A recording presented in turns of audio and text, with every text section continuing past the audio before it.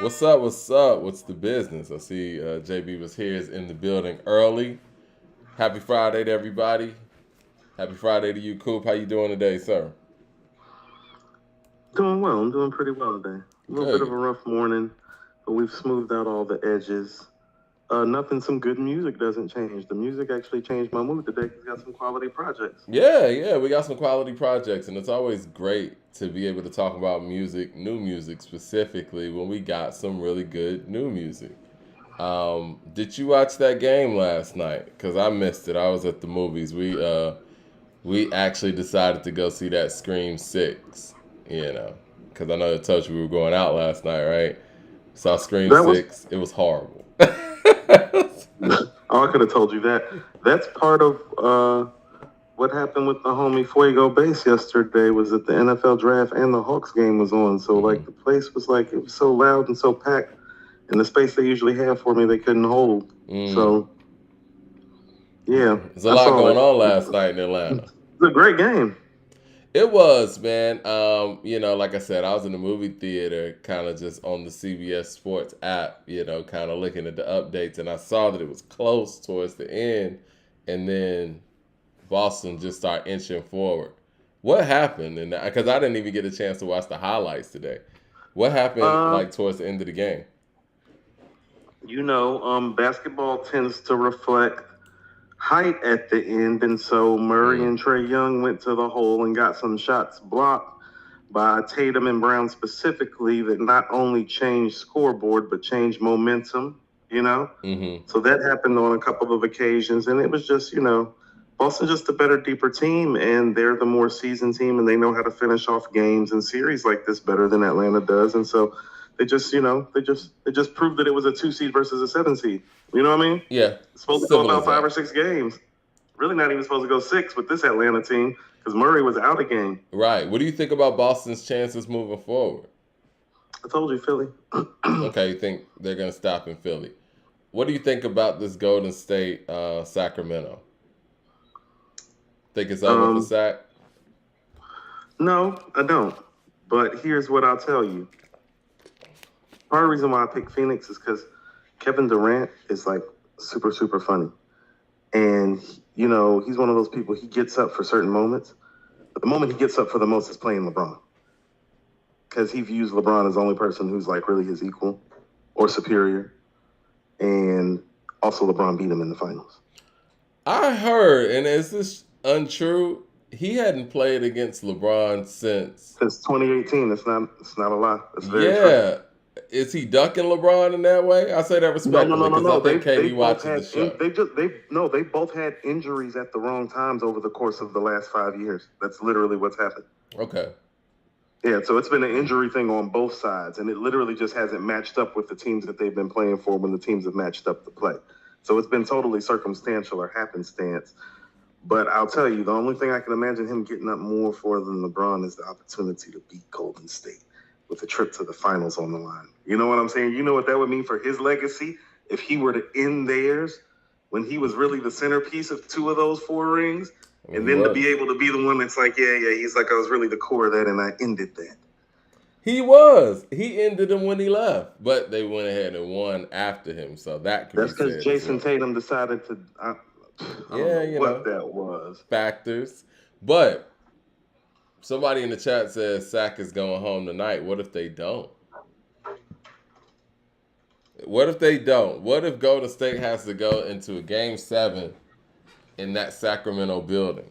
Now, granted, Sacramento and San Francisco are like an hour and a half apart, so I'm pretty sure Golden Yeah, State's gonna travel. I mean, it's not a problem, but that arena is very sack heavy. Pause. Right? That's because I mean that's why E40 got escorted out. We didn't even talk about E40 getting escorted out of that game. What did you think about that?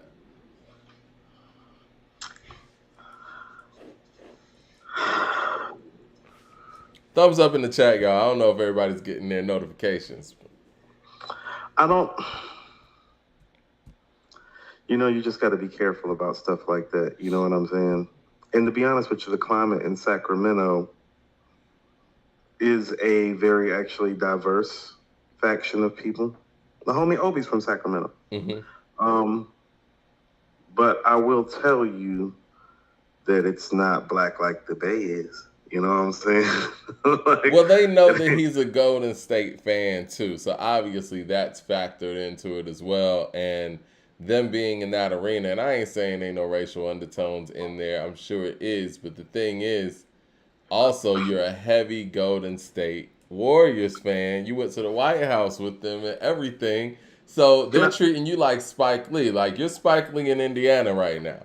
And so any least little thing that happens, they want to get you out of there so that they can motivate the team, the crowd, all those things.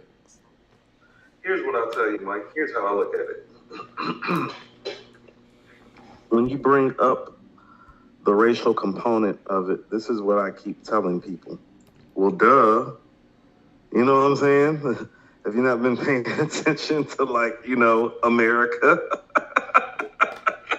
You know, that's why it's like when people like forge the race issue, it's like, well, I mean, people just don't want to accept the fact until some certain things are rectified and eradicated, and there's some true coming to Jesus, some real coming to Jesus, that there is going to be no conversations where things like this happen, where race isn't going to be brought up because its psychological ramifications are evident and everywhere still. Well, I think it's just as simple as this, right? Don't spend your money where you're not wanted. I'm pretty sure those floor seats is probably like 5 to 10 G's or something like that. Something whatever. You know what I mean? Like, where was it? Was it in Sacramento? It was in Sacramento. Yeah, it's probably running about 75. Yeah, ain't no telling. But at the end of the day, yeah, I mean, you just can't continue to support something that is going to treat you lesser than. I'm saying this because I remember when Spike Lee was, treated a certain way by James Dolan. They wouldn't let him in the certain interest that he normally comes through, this and that. And Spike Lee has had season tickets with the Knicks for about 40 years now. And I remember Spike Lee getting on First Take, whining and complaining about the way he was treated. And I'm like, New York, y'all got 2 teams in town, number one, right? Don't continue to support people who treat you like trash. Like, me personally, and again, I can't speak for my New Yorkers out there, but I personally would have been done with the Knicks after James Dolan kicked Charles Oakley out of a Knicks game. You know what I'm saying? Like, those are some things that make a fan base say, you know what, especially a fan base that has 2 teams in their city, respectfully, you know? It's like, you got an option. Not to mention, that other team was able to land somebody like a Durant, Kyrie, and Harden in a way where the Knicks weren't able to. So why are you continuously supporting something that doesn't support you in that way? Now, in fairness to that situation, Kevin Durant did want to go to the Knicks. Why didn't he go to the Knicks? Kyrie wanted to go to Brooklyn. See, I don't like that because and I like KD, but I feel like Mike, KD he grew up off the turnpike. No, I feel you, but I feel like KD conveniently is able to use other people as scapegoats. Westbrook was a scapegoat in many ways. Now Kyrie in this situation in Mike, some you ways. saw the Westbrook thing happen. You saw what happened. I agree, but again, an assertive star like Durant can tell somebody like Westbrook, be like, yo, I need the ball. You think Kobe Bryant would have sat there and played with Westbrook in that way and just let him run crazy? No. All those things about the assertiveness, I will concur with you on. Like, how about this? If he was as assertive as Kobe, we would be having a conversation about whether it's like him, LeBron, or Mike is the greatest player ever. Because he probably a couple more rings too. Correct. And so, he probably behind the scenes would be like, yo, Westbrook, do your thing. I remember he used to talk about, I love your game. I love the way you're playing. And so he kind of encouraged that. But when things didn't go the way that they should have went, it's like, oh, man, Westbrook's doing too much. He need to give up the ball. But it's like, Durant's, pushing this forward. You can love somebody's game, but you can also be in full understanding of the fact that for what your game is, that person, if you look at that person's game and his game, well, he shouldn't be shooting as much as Kevin Durant if they're on the same team ever. It should never, listen, it should never even be close. It should be like a 25 to 15 type of distribution. Instead, it was like 22 for Westbrook, 20 for Durant. It's like, oh, no, that's backwards as hell. Durant was clearly okay with it, though. And I think...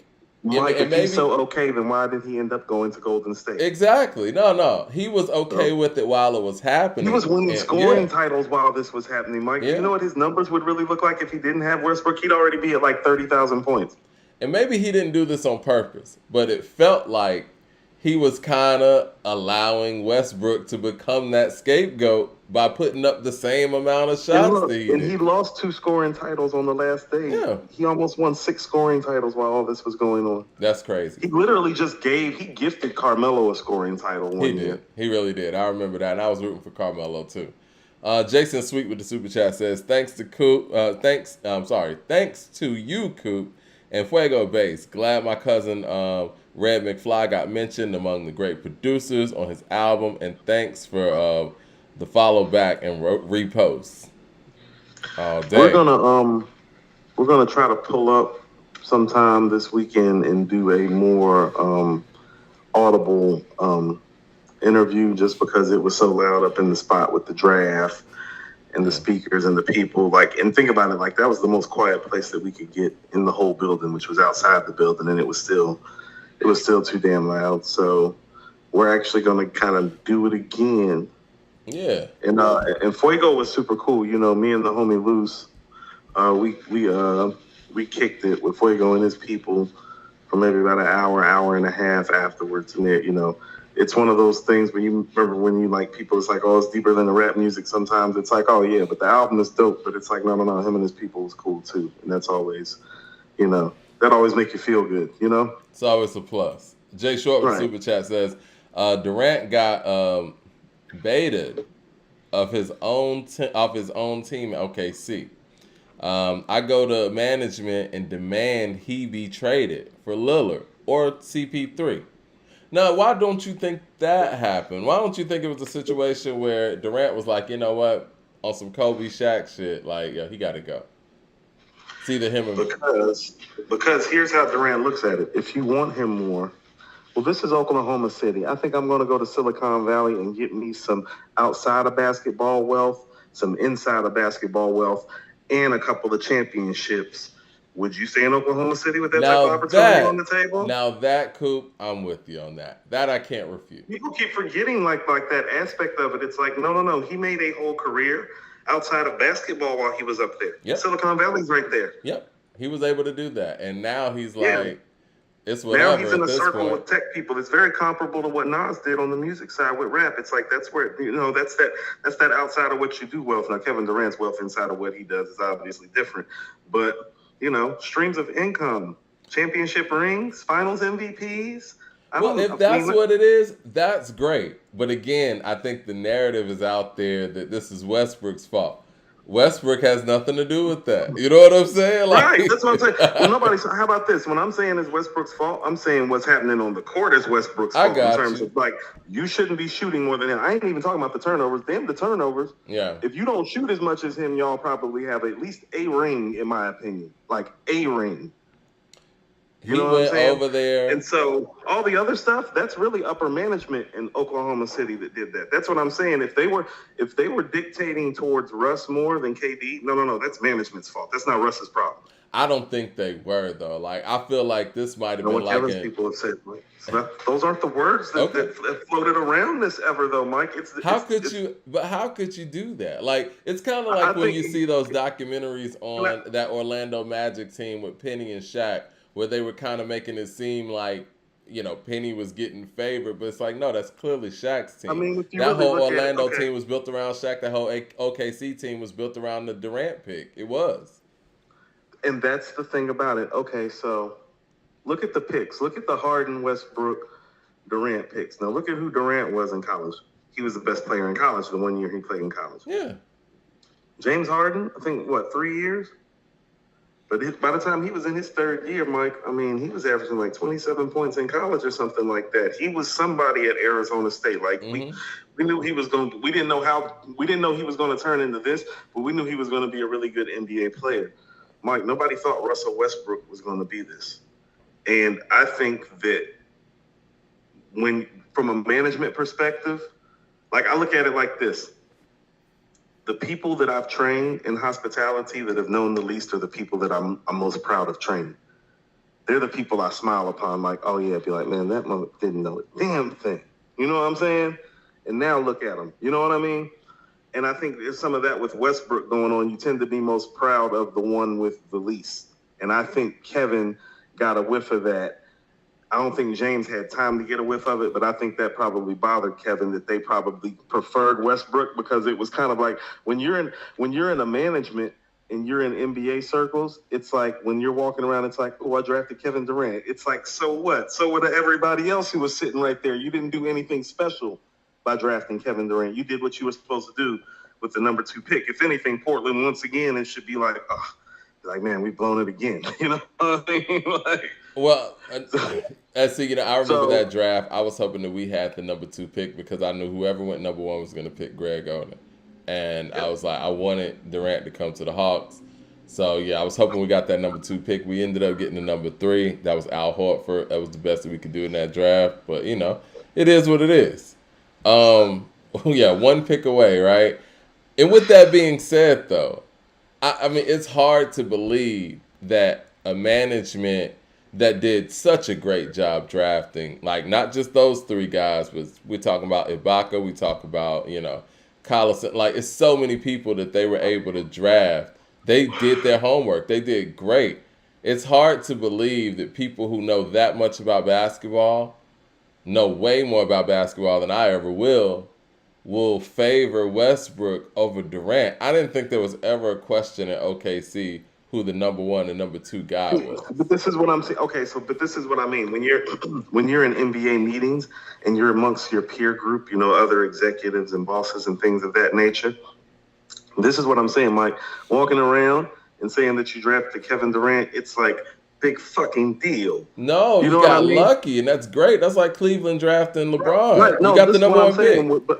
But listen, when you're walking around in those circles and you look at what Russell Westbrook became, you get to walk around those circles and be like, hey, I got Russ. Remember when y'all didn't think Russ was even a top 10 pick and I took him and y'all looked at me like I was? You get what I'm saying? You get to walk and strut different about Russ in those circles, in those arenas. Players feel that. They did the same thing with Ibaka too. I think they were very proud of his development, and more than Harden's, and so they got rid of Harden. That's what I'm saying. They favored the ones with the least talent there instead. So, and this is what I've always said. No. They should have let Westbrook go and kept Harden and Durant and Ibaka. Okay, that was the team. That was the team. Yeah. Because Harden's always shown the propensity to pass the ball, and both Westbrook and Harden have led the league in assists, but it'd be different when Harden led the league in assists. Like he led the league in assists this year, but Joel Embiid led the league in scoring. That's usually how it goes. Kevin Durant was winning scoring titles with Russell Westbrook averaging like 7 assists a game. No, you're right, and I think in retrospect, definitely, that would have been the right move. I think at the time, though, James was coming off the bench. He was the 6th man, and I think they probably wanted to keep that continuity with the starting point guard and and KD, and not shake things up in that way. But in hindsight, yeah, they definitely should have kept Ibaka, Harden, and Durant. That should have been the move. Mm-hmm. Yeah. But yeah, great basketball talk. You know what? Jack Harlow dropped a really dope album today. Oh, look at us. No, for real. Like I got a lot to say about this album. Are you ready to get on this? I think it's called Jackman.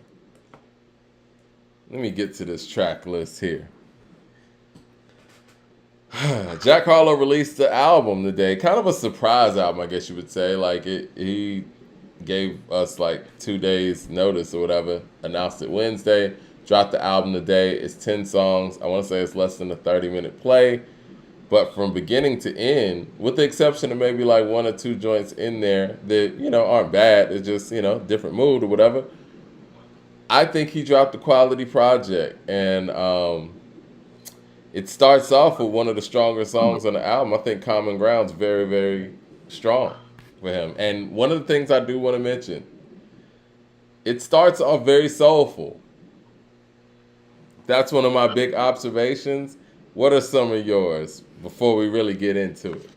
I have a litany of observations. Some of mine are very similar to yours in terms of the soulfulness. Mm-hmm. I think maybe we should start right there. You know what I heard production-wise? No, first of all, before we do that, I want to start off by saying this.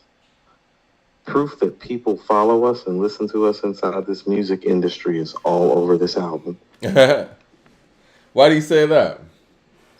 Because everything that we said the album wasn't, and the Eminem talk about the lack of soul, don't tell me that the people who are responsible for him haven't heard our rhetoric over and over and over again over the course of 3 years, especially your Eminem soul diatribes, Mike. Your Eminem soul diatribes they're legendary at this point. Well, he's proven that he can do some things. I'm to the point of writing whole books while you do your diatribes now about the lack of soulfulness. It's like, yeah, let me just work on this poem right quick. He's proven to do some things on tracks that Eminem hasn't been able to prove to do. Hold on, so proven to do. Excuse me. You want to start with the soulfulness of the project? Sure. Because, yeah. Okay. Well, I feel like the people who designed the projects, the album, sonically and thematically, this has shades of The Blueprint. I can see the inspiration of Jay-Z's The Blueprint on the production of this album in terms of like, well... They Don't Love It? That song specifically? A lot of it. Yeah, that song specifically sounded like All Around the World from The Blueprint 2 to me. I was actually going to say some of this stuff is very much more Blueprint 2-ish in the soulfulness because he's not hitting the mark, obviously, like Jay is, and the samples aren't as soulful on the Blueprint 2. You know what? I was actually thinking these beats have shades of Somehow, Some Way on them. The Beans Face and Jay joint, they have that type of kind of like subtle, soulful nature to it. You know what I mean? Mm-hmm. Where it's like the beats kind of trickle and dribble in a soulful nature. It's not James Brown soulful. You know what I'm saying? Right. Yeah. And like you said, Mike, they did an excellent job of providing him a soulful soundscape. In my opinion, these beats are dope. So, the production is there and his flow is in pocket. I'm going to tell you what happened because I got in the car with my daughter and I was like, so look here. I was like, so we got to listen to the Jack Harlow. Mike, when I told her that we got to listen to the Jack Harlow, she threw me the Rock Nation brunch post. She looked at me. She was like, I was like, nah, I heard it's dope. She looked at me again and hit me with the pose from the other side. Like what is you talking about? I was like, if we cut it on, right? Mm-hmm. It's like you said, the first joint, what's the first joint called? The first song, which I think is the strongest, Common Ground. Common Ground, I don't think it's the strongest song, but when we both heard it, we were like, Yeah. Like, oh, okay. And I'm going to tell you what I like about it. He has a chip on his shoulder, very similar to Eminem, but his chip feels different, don't it? Mm-hmm. Like, he feel like he Rodney Dangerfield up in here. He's like, hold up, I'm not getting enough respect. Yep. I can legit rap. Let me show these motherfuckers. I felt like this album was kind of like a shot at us. And to that, I say salute because it's like, he's like, no, let me show these motherfuckers talking about me, that I hear what they said about me on the last joint. And I'm about to show these motherfuckers that I know how to rap. Damn, selling out some stadiums. And you want to know what? I can't do nothing but salute that, Mike. Yeah. That's some rap shit. Yeah. Yeah, that's some rap shit. That's like, it's like, oh, okay, you feeling some type of way? About time. So take it to the music. Take it to the studio with it. Right, take it to the studio. So he took his angst to the studio, which is what hip hop is there to do. Yeah. And then he executed on record. So, and then he addressed a lot of things head on. He addressed a lot of the naysayers. Head on. Yeah, and everything on that level head on. Jake Short with the super chat says, as much as I don't want Jack Harlow thing to happen, I blame the other rappers. No one wants to take that the number one spot. They're doing niche albums. If there is a big DMX or 50 outside, this doesn't happen. Yeah, Bro, that's one of the that's things I wanted to address too, because I do respect the fact that I feel like Jack Harlow wants this, right? He wants to be the best. I think the quote that everybody's kind of running around with on social media is from "They Don't Love It," is the song where he says he's the second white rapper next to Marshall or something like that, or something to that yeah, degree. yeah. He wants to be the best, and there's a lot of people in this game right now who just want to vibe and just want to do their thing, and it's not a lot of people of his generation that are out here willing to work to be the best, and he's trying to earn that. I think he saw after the album that dropped last year that it wasn't going to be a given. And I remember when right before that was dropping, again, it dropped in between, I think, Future and Kendrick Lamar's releases. He got on Ebro in the morning on Hot 97. Ebro proclaimed that it's going to be the last time you're up here because you're about to blow up, and when people blow up, they don't come back. So there was some real, he had promises made to him that all he had to do was make an album. The radio was going to just play his single like a million times a day, and you were going to be in that Drake spot. It didn't happen like that. The people didn't fall in line with what was being pushed, and I think Jack Harlow as an individual realized that, you know what, I'm going to have to earn this. And he had no problem with that. He went back to the gym.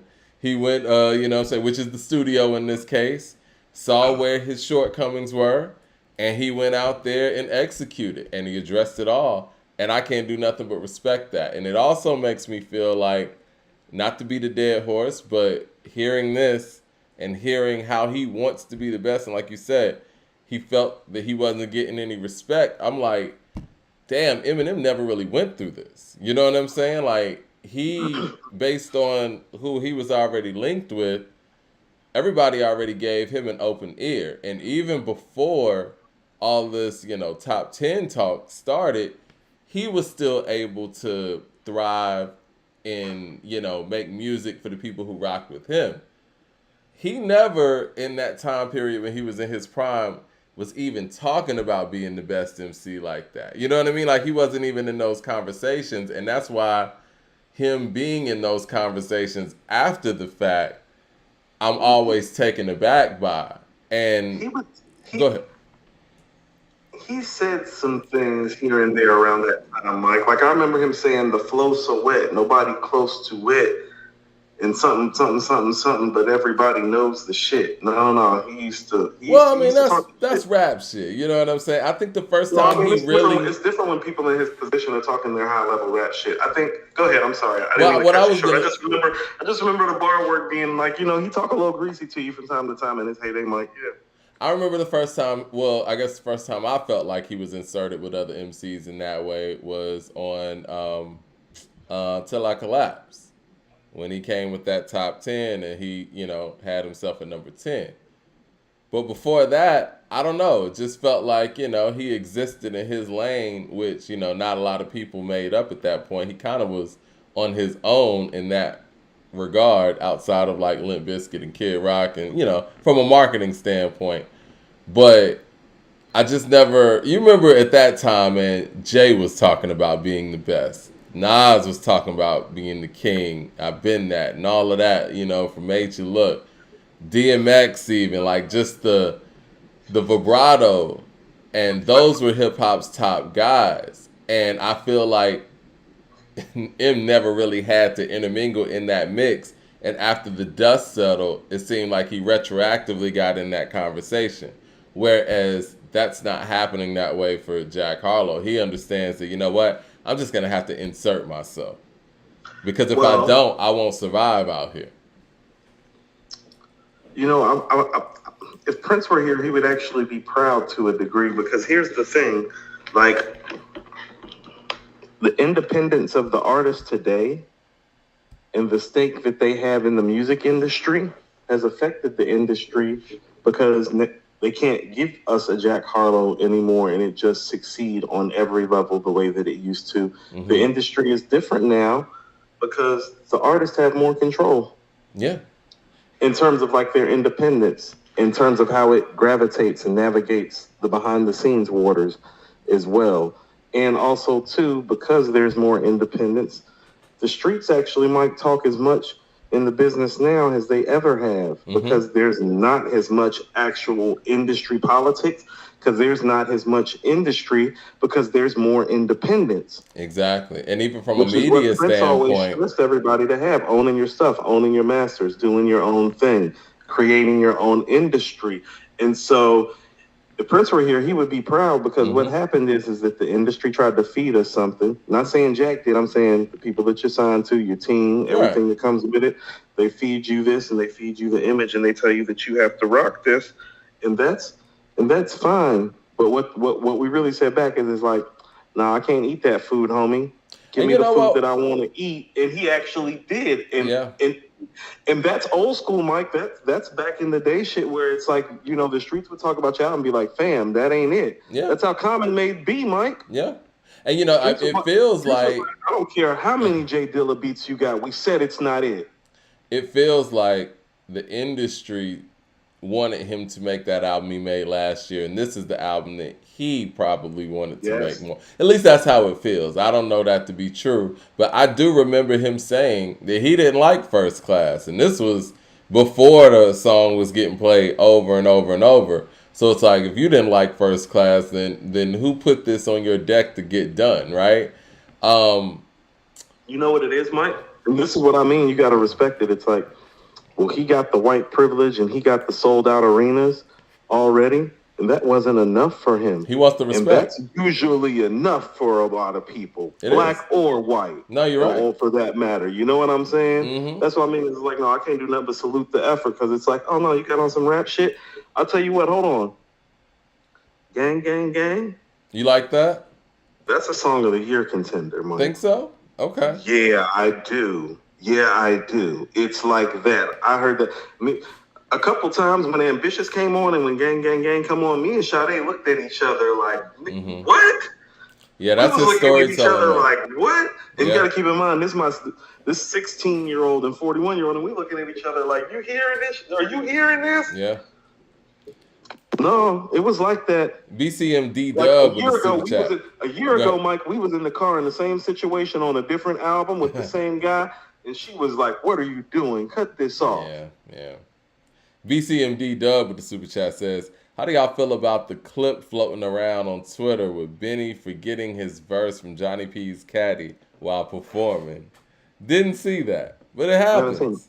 It happens.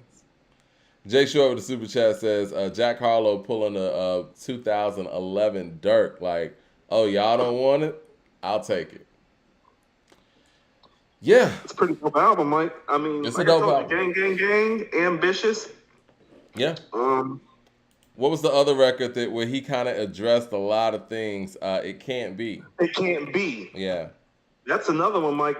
You know what? How about this? That was addressed to me. No, I'm just kidding. It's definitely addressed to you, Mike. It's for you. It's for you and your diatribes, Mike. For your Eminem and your Harleezy diatribes. We can call him Harleezy today, Mike. Yeah, I mean, listen. Came through like a champ. His people gonna play this clip. They gonna be like, "You made it." All right. Look, he addressed his white privilege, like a lot of other MCs do.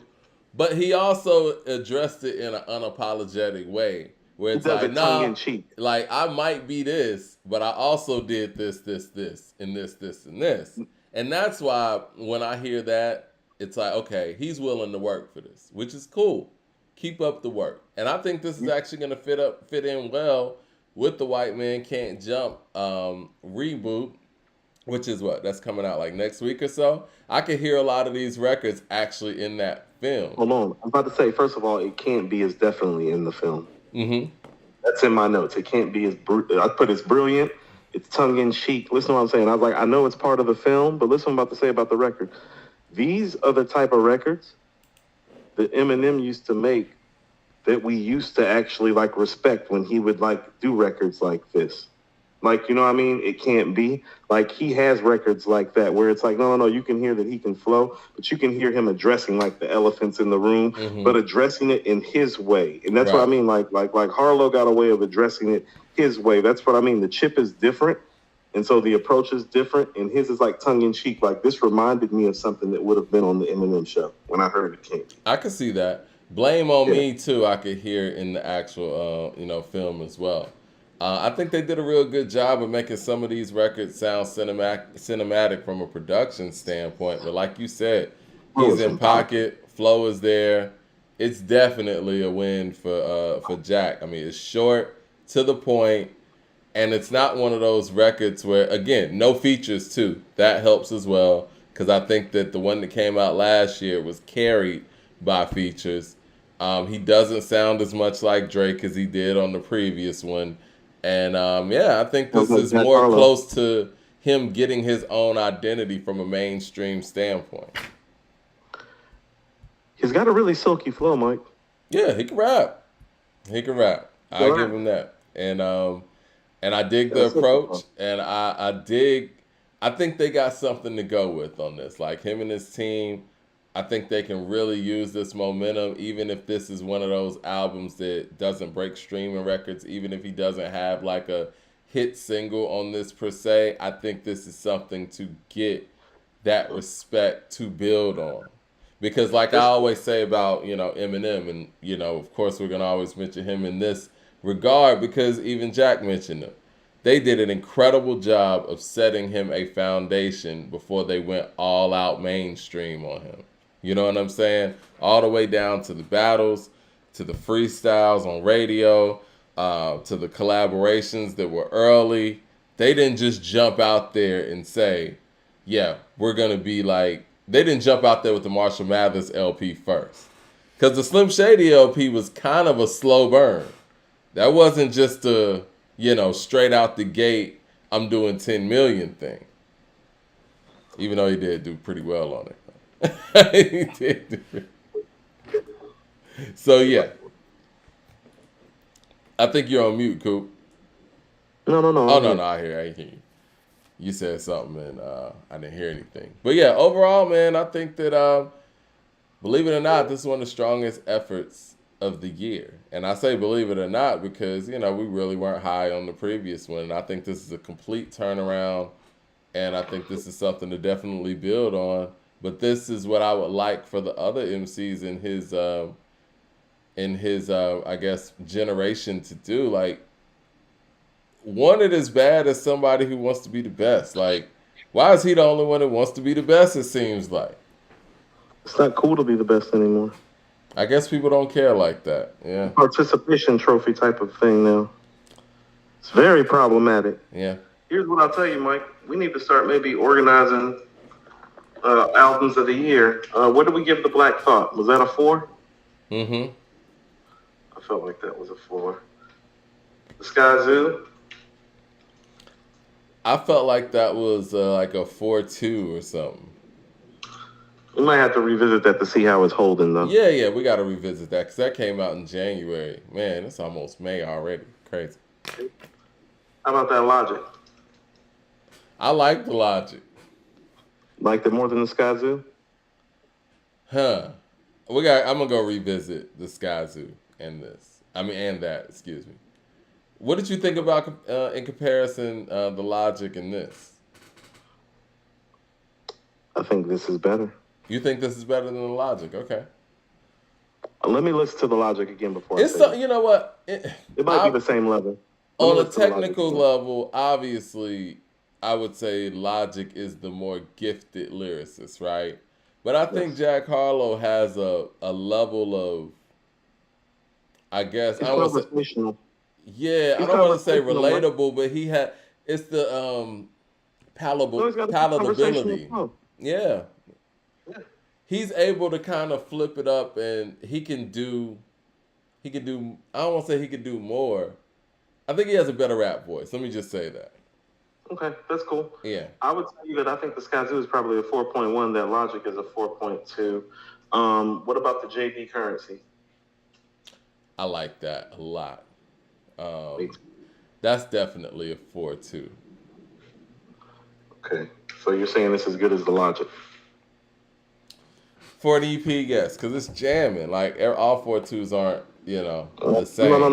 But I get it. yeah. I'm just asking questions. The J skis. I think that's the 4-5. Skis is the 4-5. Now, skis. All right. Who else are we missing? Everybody's so shocked at our take on the Jack Harlow. I mean, look, the music spoke for itself, man. Well, what else are we missing? What else are we missing out here, guys? Man, it's been a very light year. Right now, I think Jay Skis does have the album of the year. I feel like we're missing something, though.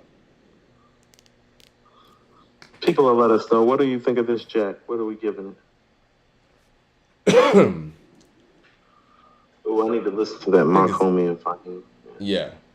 This Jack is good, man. I mean, it's definitely a 4-2. Okay. Definitely a 4-2-5, And I think it's something to build on. I will say that. And I wish that there would have been a combination of last year's album and this year's album when he was able to, I guess have everybody looking. But I guess he has everybody looking again because we got that White Man Can't Jump coming. So, it's I think this could be a turning point.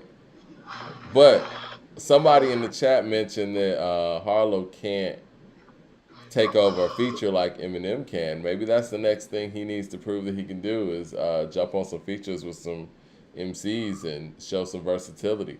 Like the next album that we're going to be talking about, Armeen, he showed a whole lot of versatility on this effort. Peter Parks of the Super Chat says, the Jack Harlow album is an easy listening hip-hop. It's easy listening hip-hop, yeah. So, it sounded really natural, too. What about this? Jay could have used some of these beats on 444. We'd probably feel different about it. Yeah. I mean, the beats were cool, you know what I'm saying? And they didn't sound dated or anything, even when he went the soulful route, but the only other MC that I guess has his fan base that I've heard attempt to rhyme over stuff like this at this level is Mac Miller. You know what I'm saying? And when he said he was number 2 to Eminem, Mac Miller's the first person I thought of because I know people love Mac Miller. I love Mac Miller's music, actually. And he put in a lot of work in this game. And for Jack to say something like that, it's like, okay, yeah, he really wants it. He skipped right over Mac. Skipping over everybody. Yeah, skipped over everybody. He's like, listen, people want it, come get it. And so again, I love the competitiveness. I said the same thing when it comes to Drake and this Kendrick thing. I personally am more of a Kendrick fan than I am Drake. But if Drake is out here poking the bear and trying to be competitive, I'm like, okay, yeah, I got to roll with the competitive guy. There's no way at this point that I could feel like Kendrick could beat Drake in a battle if, Drake keeps poking him and, is ready to rumble, I'm going to do my best to stay Kendrick free this show. Mike, what did we rate the Swiss Beats? The Hip Hop is 50 joint. The Swizzle. Swizzy. I think that's a good 3.5. Hit Boy. The Hit Boy joint record. Did we rate that a 4, I thought? No, I thought we rated that on the night of. We did. Okay. Was it a 4? If we want to go back and listen, we'll see how it holds. What else we got? What else do we need to listen to? People saying Paul Wall. Like, yeah, he ain't better than Paul Wall yet either. What's that? Oh, no. No, I'm just making sure we got the albums covered so far. What are we missing, guys? Looking light-skinned out here. Well, I mean, we do have to say something about Kendrick. His tour just broke a hip-hop record. Okay, you talk about it. Go ahead. What's wrong with that, man? Like, people are enjoying the tour. Have any of you guys went to see the Big Steppers tour, world tour? Actually, let me pull up this stat. I want to get the actual right number. Big Steppers. Boom, boom. Oh, here we go. Uh, Pardon me, we're live. There it is. There it is. It said Kendrick Lamar's The Big Steppers tour becomes the highest grossing tour ever by a rapper. It grossed a total of $110.9 million with 929,000 tickets sold across 73 different shows. Monumental. That's amazing. That is amazing. Congrats to Kendrick. We've had a whole lot of tours. We've had a whole lot of people on the stage tonight. And Kendrick is the victor. Top 5 stuff? I don't know. I'm surprised that Drake hasn't beaten that tour. He can go to 11 countries. He sold like 1 million tickets For 9 straight months. None of them shows was in America. None of them were in America? I mean, it doesn't seem that way. How many of them were in America? Did any of you guys go see?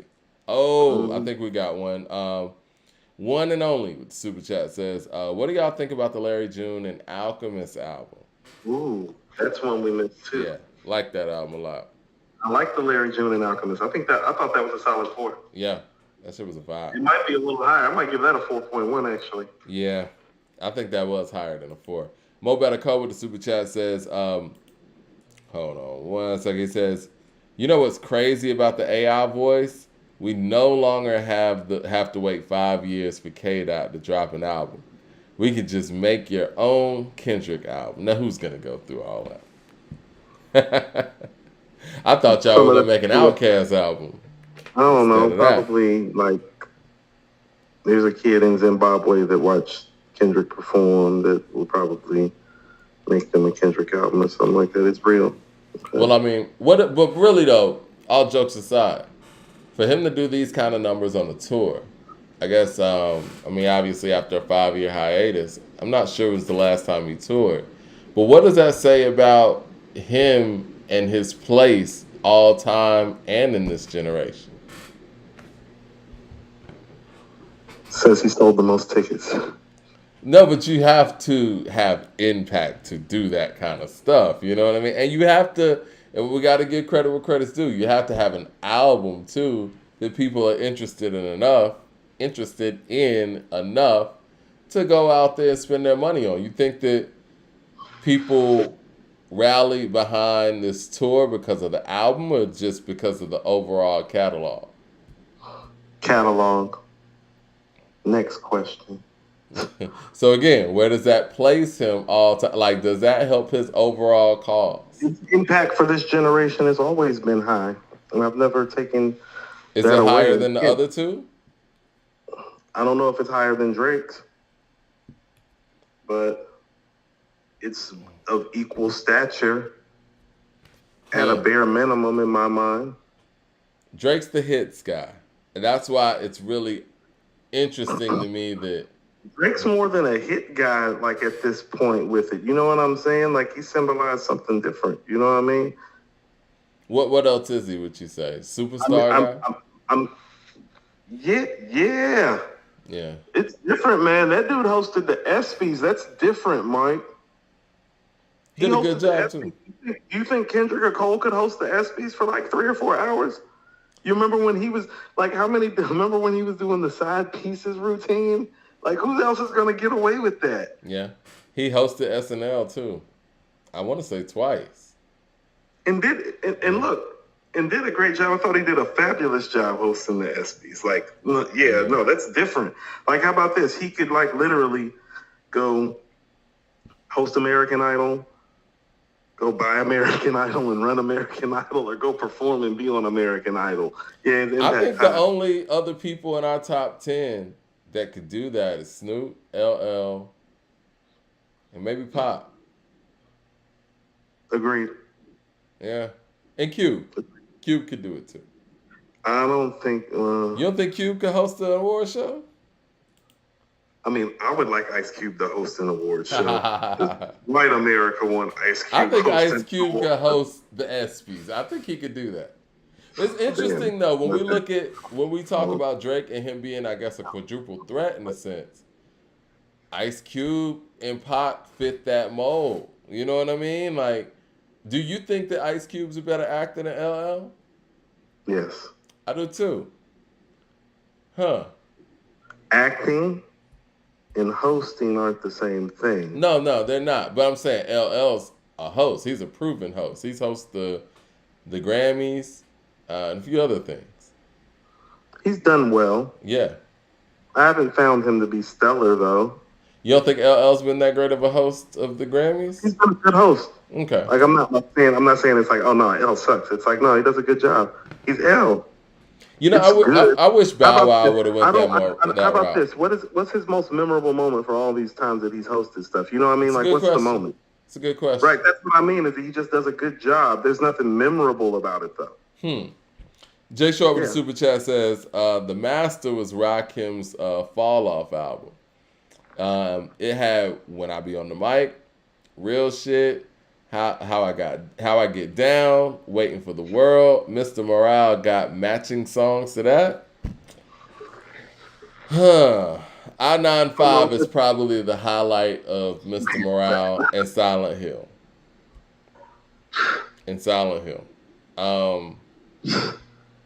I think from an artistic standpoint, Ma Are Sober, Auntie Diaries, Father Time. But I'm not gonna front, man, and it's not because I'm on this show talking shit or whatever. But I can't tell you guys the last time I played the album, and I don't know. That's yeah. I mean, it's kind of a telltale sign with somebody who I hold to high regard like himself. I don't know, man. And I said this last year. Even though I think that the writing on that album is incredible, and we're coming up on a year anniversary for that album as well, I think some of the writing on there is incredible, but it just doesn't really stick to you like that. And it just feels like the way that this album is getting paraded around and held high, I don't think helps Kendrick for the next album. You know what I mean? And I think a lot of the things that we do here, we're brutally honest so that we could push some of the acts out there to make better music, because our job is better when there's better music out there. I feel like with this Jack Harlow, whether it was from us or from you guys or, everything in general, whatever was said about his album last year helped to make this one much better, and that helps for music in general. So I just hope that Kendrick is not out here drinking the Kool-Aid of his fans that are cool with this album, and I hope he does better next time. That's all I'm going to say. You know what happened? Jack Harlow heard that we said his album was whack, and not just us. I mean, like, people. We weren't the only ones saying the album was whack. Yeah. And he looked at it and said to himself, I know that I'm selling out these tours and these stadiums. I know I'm all over TV. I know I got Drake's phone number. It's a big thing for a kid. You know what I mean? For a young man coming up in this game. That Drake's phone number. Got a Drake feature. I got Drake's phone number. So big things happening for this young man. But don't nobody really like my album, like in the hip hop sphere. And about that, he went and did something about it. Mm-hmm. Now, for all his suburban tendencies and for all his privilege or whatever, and whether it's deserved or not, and just made a really, really dope project. But you want to know what? And this is what I'm talking about. I can tell he cares. Yeah. And I can't tell if the other guy you're talking about, if he cares anymore, Mike. Because what he was saying on that last album sounded like a man that didn't care. Yeah. On top of the quality not being there, it sounds like you're not invested. The quality's not there. It doesn't sound like you want it. Now, when the hell has that ever been okay round here? It's when fine. When has that ever been okay for you to be that way as an MC, as somebody that's lauded, applauded, highly impactful, highly skilled, great catalog, And so calling it what it is, it seemed like it. Mike, the album was lazy, Mike. He And so learned it's it. like I don't care how many tours it sold out. The album was lazy. It wasn't good. Ain't nobody riding to that shit. Glove told us. Glove in L.A. and telling us, he's like, well, I don't know the songs because really ain't nobody out here. He's like, when I go outside, I don't hear it getting played. Yeah. You mean in Cali, where y'all from? Yeah, Jay Short says the same thing. So I don't care how many. I don't care the fact that he sold out a show in Tokyo today. It's like, no, is niggas on Sepulveda and Wilshire playing your shit? You know what I'm saying? Yeah. Well, I mean, to your point They of not. not caring, I feel like he probably learned that from 3000. When you get that adulation and it's like, whatever. I mean, you're right, though. Kendrick seemed to have wanted it early on in his career. And it felt like, some of them songs that was on Mr. Morale felt like the whole narrative of the crown being too heavy. And he just didn't want it anymore. But Okay, let somebody again, else that's have the it. mark of true greatness at that point. No. Then let somebody else have it and go somewhere. Don't go on tour and then become the highest grossing tour ever. And it's like, I'm for real. How many of them show dates was in the States, Mike? I don't know. I gotta look that up. Dame with the super chat says, Yeah, I gave I'm KD three. 3.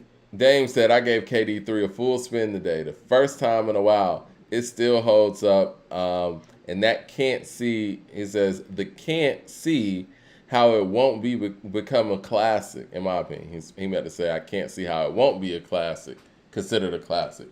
That's funny, man. I was just listening to Get Light yesterday. Man, that record sounds good, man. It's a great song. It's very fresh. It is, man. It's a very refreshing hip hop record. This is what I mean about Hit Boy as a producer. Like, you can't tell me that doesn't sound like something that Dilla wouldn't have did. Get Light's dope, man. If you were just to hear Get Light in a vacuum, you think be like, oh, when did Nas work with Dilla? It's like he didn't, fam. It's like that's Hit Boy. If Nas made Get Light around the Stillmatic time or whatever, man, like people still be playing that record. In my opinion.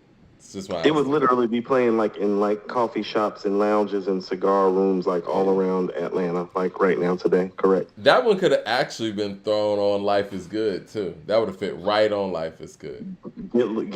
Get Light is. How about this? When you tend to make classic songs with timeless themes, they tend to fit a lot of places. Yeah. Got a lot of those. KD3 got a lot of those. But here's what I will tell you. KD3 isn't it isn't like Moment of Truth classic. Like, you're not a Moment of Truth is like a classic and it feels classic. But there's like about 8 or 9 or 10 like classic songs on there. It's not that kind of classic. KD3 is Tom Brady winning in Tampa Bay. Definitely. Yeah, right. Yeah. Beating Mahomes. Yeah. Like, no. Ain't nobody else beating Mahomes but Brady out here. You know what I mean? Yeah. Like, yeah. Anime Bros Podcast with the super chat says, it does help that Lamar, he can do mid again, and people will love it. The real heads know what's up, of course, but many people will just roll with it. I mean, listen, we see it on, and this is to you too, Anime Bros. We see this on this podcast and this engagement with fans right here. Certain artists that people love so much, let them get away with mid. How do you feel about the Blueprint 3 Anime Bros podcast? How do you feel about 444? Y'all letting Jay get away with mid because you're fans. And it's cool, but I do that too. It happens. Because I think that Life of Pablo's a cool album. Stop telling people that out loud. Life of Pablo's not bad. Out loud in public. Stop saying that in public, Mike. I like Electric Circus too.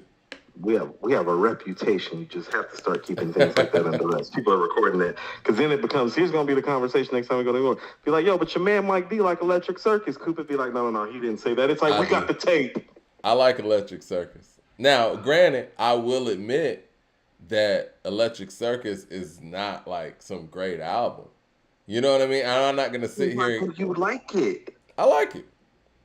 But again, a lot of You don't have any evidence. people go to the mat for some of these subpar albums from some of their favorite artists just because of who they are. Now, there's some albums that aren't good that I just personally like, but I'm not going to sit here and argue you down that Electric Circus is four mics or something. It's not. I don't like bad albums, Mike. I'm sorry, I don't like. I think for me, I like albums. I like albums where people take a chance, and, and even if you slightly miss the mark, I can like some of those highlight moments where you did hit that mark. But stuff like Universal Mind Control, there's nothing redeemable about that album. Like, there's no redeeming value of that album. But Electric Circus, Come Close, Aquarius, I Am Music, like, it has some redeeming moments in it. You don't like Come Close? No, I said you got two records, Aquarius, Come Close. Aquarius is beautiful, man. They did a great job. Best record on there. Yeah, hands down. Leroy Green with the super chat says, like we discussed on the Patreon, fellas, if Nas had another verse on 30 Summers and shot a video for Thun, KD3 has double the impact. Do you really believe that? Because where are people consuming these music videos at? Don't nobody believe that. Yeah, I don't. Yeah, I think this is what I will say. I do think that if there were, because the Madison Square Garden show obviously was a great look in the impact and all of those things. Mm-hmm. I think if there were a live show that was streaming on Prime, Amazon Prime by Hennessy or something like that, where he did the album from top to bottom, yes. I think that would be very difficult for people to not talk about. But as far as music videos, man, ain't no outlets where people are actually sitting there watching music videos to even know if a music video's out. There's a lot of songs that got videos that I ain't seen the video for because nobody's sitting in front of their TV or computer just sitting there watching videos. Darren's with me. He said The Life of Pablo is a good album. Hey. I like The Life of Pablo. Now, I like Darren, just like I like you. And, I just hate it when you guys are this wrong. And you do it in public in front of everybody and you hurt your credibility and your rap knowledge by walking around and saying that stuff is good. But it's okay. My wife is a big Jay-Z fan, right? And I'm sorry to hear that, too, because he ain't made nothing good in a long time either. Well, we all come from a certain era where he was just clicking on all cylinders. I'm a Jay fan. And so she hit me the other morning, and I think she said Volume 3 was in her car, and was just playing it. And she was like, man, unpopular opinion. It was like, Volume 3 is not that good. I was like, that might not be an unpopular opinion. You want to know what's crazy? I think I like Volume 3 more than most people because there are some joints on there that are like highlights to me, like Come and Get Me is one of my favorite Jay records. Snoopy track. I've heard Jay actually address this. I want to say it was on Angie or Flex, and he said OG1 told him, was like, yo, Volume 3's weak or something like that. He wasn't a big fan of it. And then he was like, you like So Ghetto, right? It's like, you like Come and Get Me, right? You like Do It Again, right? You like Big Pimpin', right? He's like, man, people just judge me on a different level. I'm being judged by myself. And that's a fair point. I'll tell you what. And here's why I also didn't mind Volume 3. Well, I had the original version of Volume 3. Was that your original version of Volume 3 had Jay-Z's Is That Your Bitch on there. Mm-hmm. Just his version. And had Anything on it. Yep, I remember that. So that's totally different album. Yeah. Look, I love the highlights. Anything on that album changes that album. I love the highlights on Volume 3, but I have to we got to be real here, right? After Volume 2 and after it did the numbers that it did, after the Hard Knock Life tour, granted, he had some hits on Volume 3. Big hits, Big Pimpin' and all that stuff. Yeah. But do you think he might have possibly... do what Mariah was playing, Mike. Yeah. Do you think he might have possibly missed the mark by not following Volume 2 up with a heavy album that's critically acclaimed? In a very weak year, mind you, because 1999, it's kind of weak outside of, 2001 by Dr. Dre. if you really want to know the truth, I think, if anything, and here's the thing about Volume 3, I think because his confidence was at an all-time high and so was his notoriety, I think he took chances that he probably wouldn't have taken. Like putting Juvenile on the hook to a record was something he probably wouldn't have done before Volume 2. Having Mariah sing the hook on a record on his album is something he wouldn't have done before Volume 2. Doing a record with UGK, Mike, and having Timbaland do the track, something he wouldn't have done before Volume 2. So he took a lot of risk, and there's a mixed bag of results. There's Pop for Rock, and then there's Come and Get Me. You know what I'm saying? You get the things that you do, but then you get Snoopy track. It's like, okay, give me things that you do. If you're gonna give me Snoopy track, I guess I'll deal with it. You know what I mean? If we're looking at everything in the 90s, right? Because this is 99 for him. Some of the stuff is forgetful, like NYMP, The Realist, like the track's dope, but it's kind of forgetful for Jay's level. I never really liked Dope Man either, but I know people like I never liked the beat. I didn't like the beat. Would you say that it's his weakest mic performance in the 90s? It didn't. It technically came out December 31st, 1999, though, Mike. Yeah. We're not doing that 90s shit with it, though. Okay, well, let's just say his first run before his retirement. Is it his weakest mic performance? It's definitely not Reasonable Doubt or Volume 1. No, of course not. Not the Black Album or the Blueprint. No. Or the Blueprint 2, if we're talking mic performance. Or the Blueprint 2, because Blueprint 2 got Hobie Baby and stuff nigga like rapping that on there. No. I think the mic performance on the Blueprint 2 is better than the mic performance on the Blueprint. It is. That's because he took that L, Mike. That's what happened. See, here's what I'll tell you about Jay. No. It's like he took that L. Oh, no, he responded in kind with bars for days. I think his mic performance on the Dynasty is stronger than Volume 3 as well. That's where it might be a question. Because even his mic performance on Give It To Me. Like, where's the So Ghetto go? Niggas see me in the streets with no bodyguard, just two big guns and a body squad. I don't know, bro. Niggas be scheming on me. Probably y'all. What about a joke, nigga, hardy hard. 1-900 Hustle? He going That's in not just Jay though. 1-900 Hustle is better than everything on Volume 3, but it's not. It is better than everything on Volume 3. 1-900 Hustle is one of my favorite Jay records. Well, it's almost not. It's almost. That's Bleak's best verse, in my opinion. Really? Too. I think Bleak's best verse is The Rock on Cam's record, in my opinion. No, Mike, hold on. What'd he say?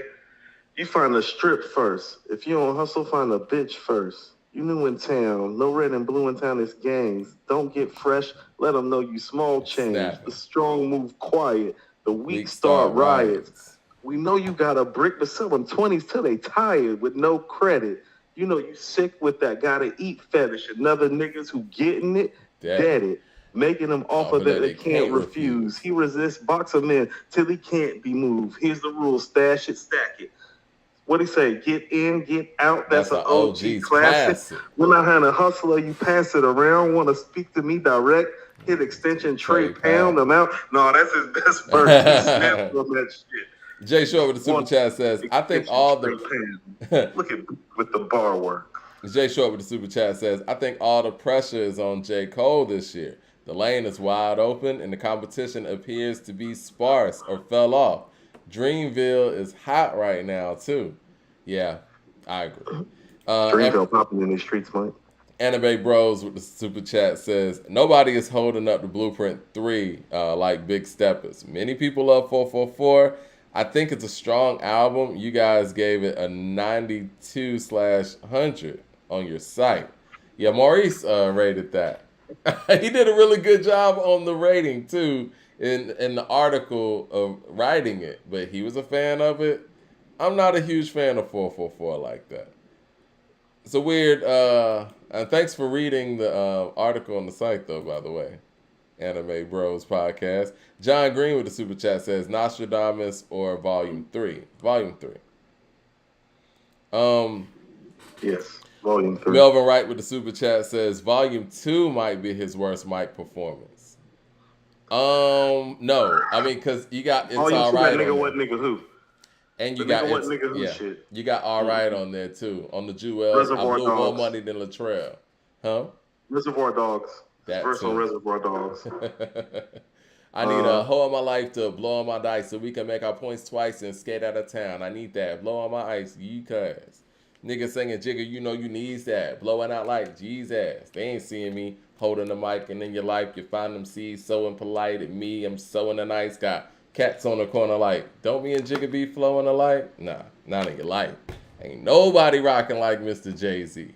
Nah, Volume 2 Jay is out rhyming Volume 3 Jay. Sorry. I think, you know what? Because we got to be fair here. The Dynasty is kind of a compilation.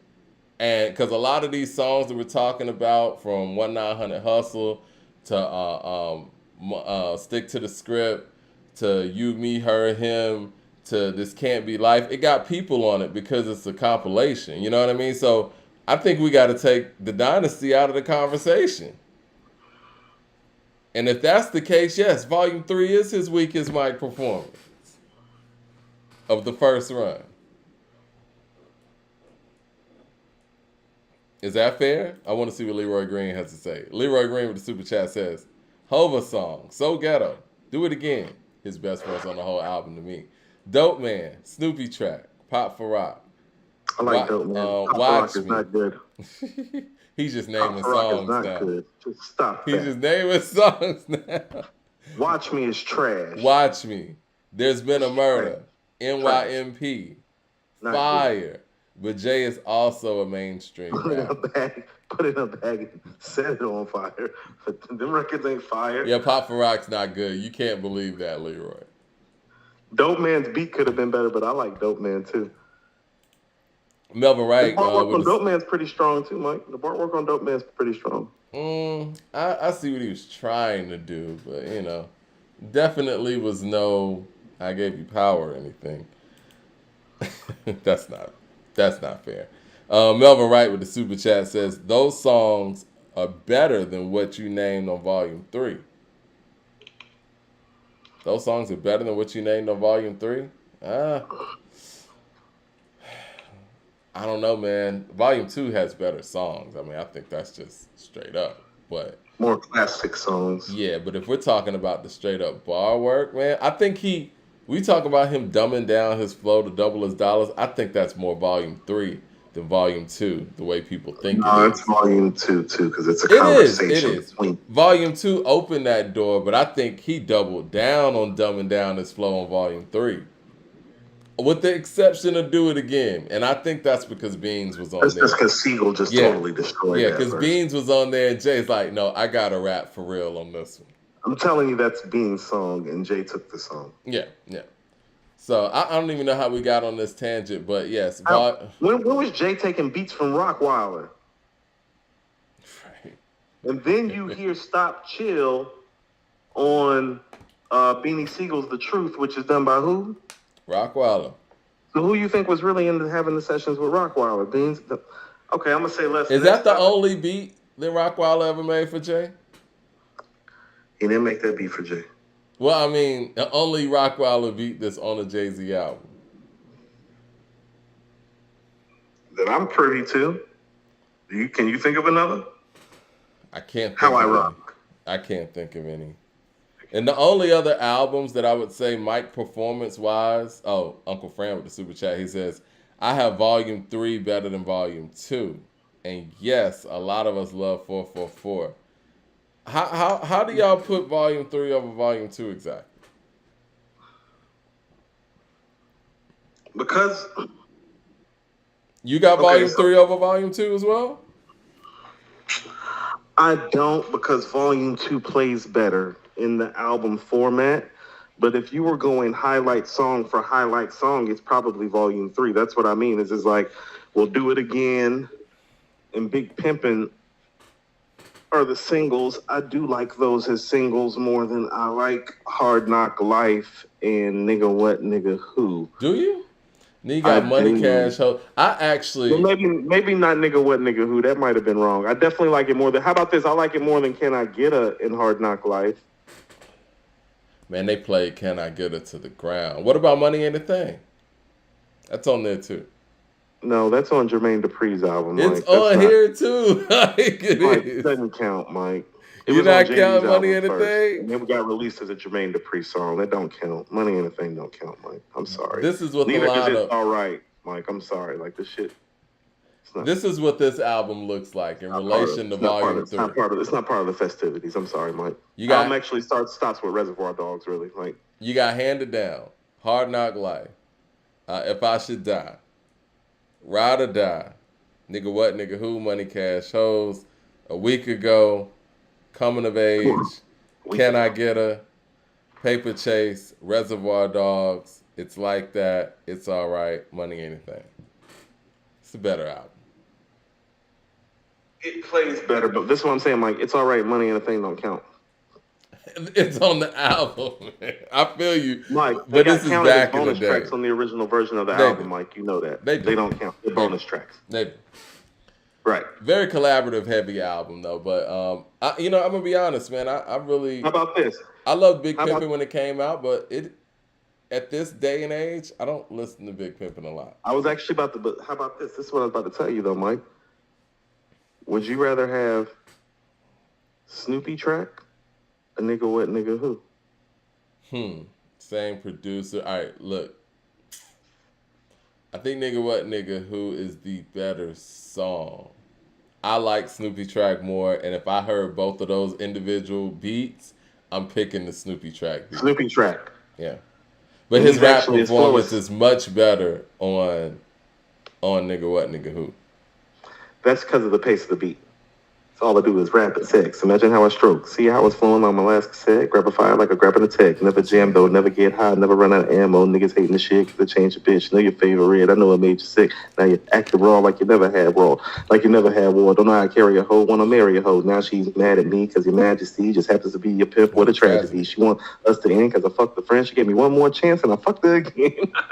She said the Thames that I busted in.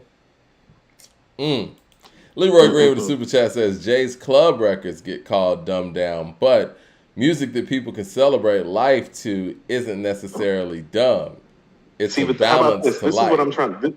But this is what I was about to go to is that, well, Snoopy track kind of cancels out Nigga What, Nigga Who. But Mike, Timbaland also did Come and Get Me. And whether you believe in Big Pimpin' or not in terms of how it sounds, I'm going to tell you why Big Pimpin' holds up. One, because everybody knows the words.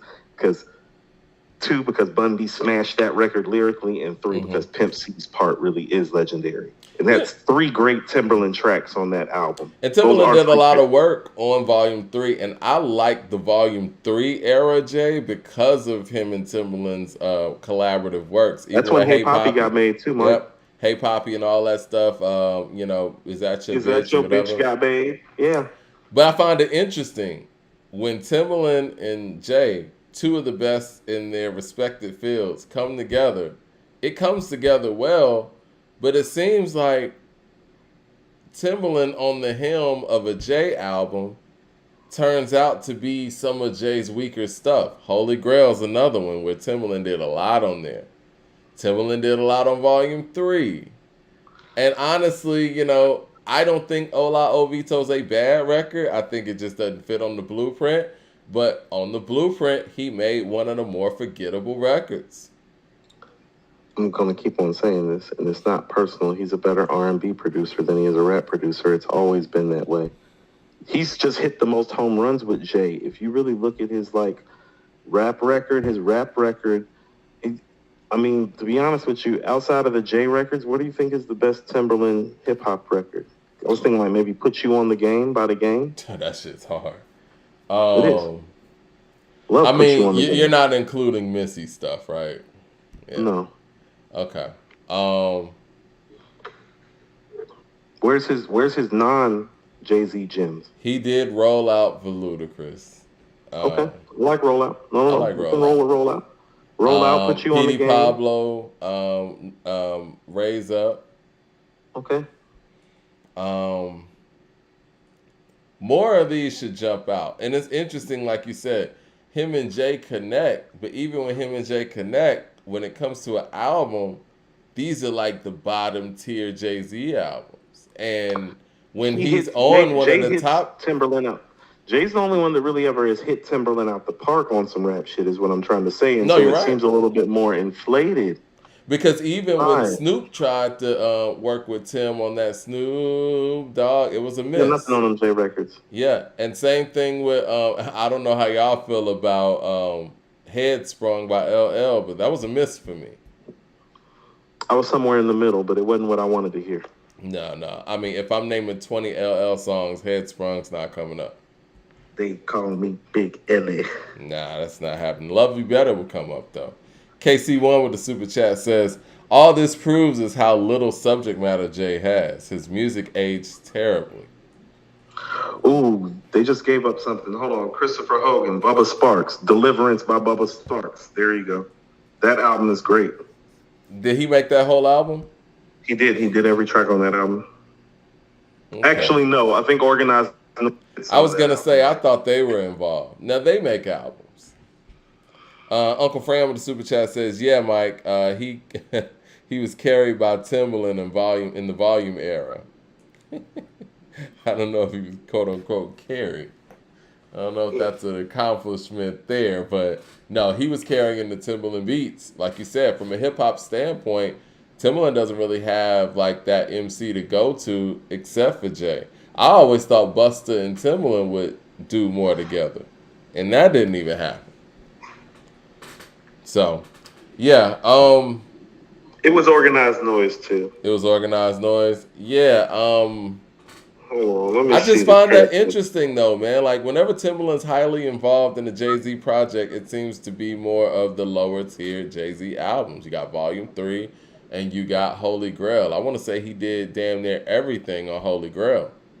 Now, Organized Noise only did do 4 tracks. Timbaland Okay. did 10. Timbaland did 10, so Timbaland did the bulk of the album. The song Deliverance is dope. I've been traveling for some time. Yeah, he did his thing on there. Yeah, She Tried was my favorite thing on there. It's a lot of people couldn't afford Timbaland. That's true as well.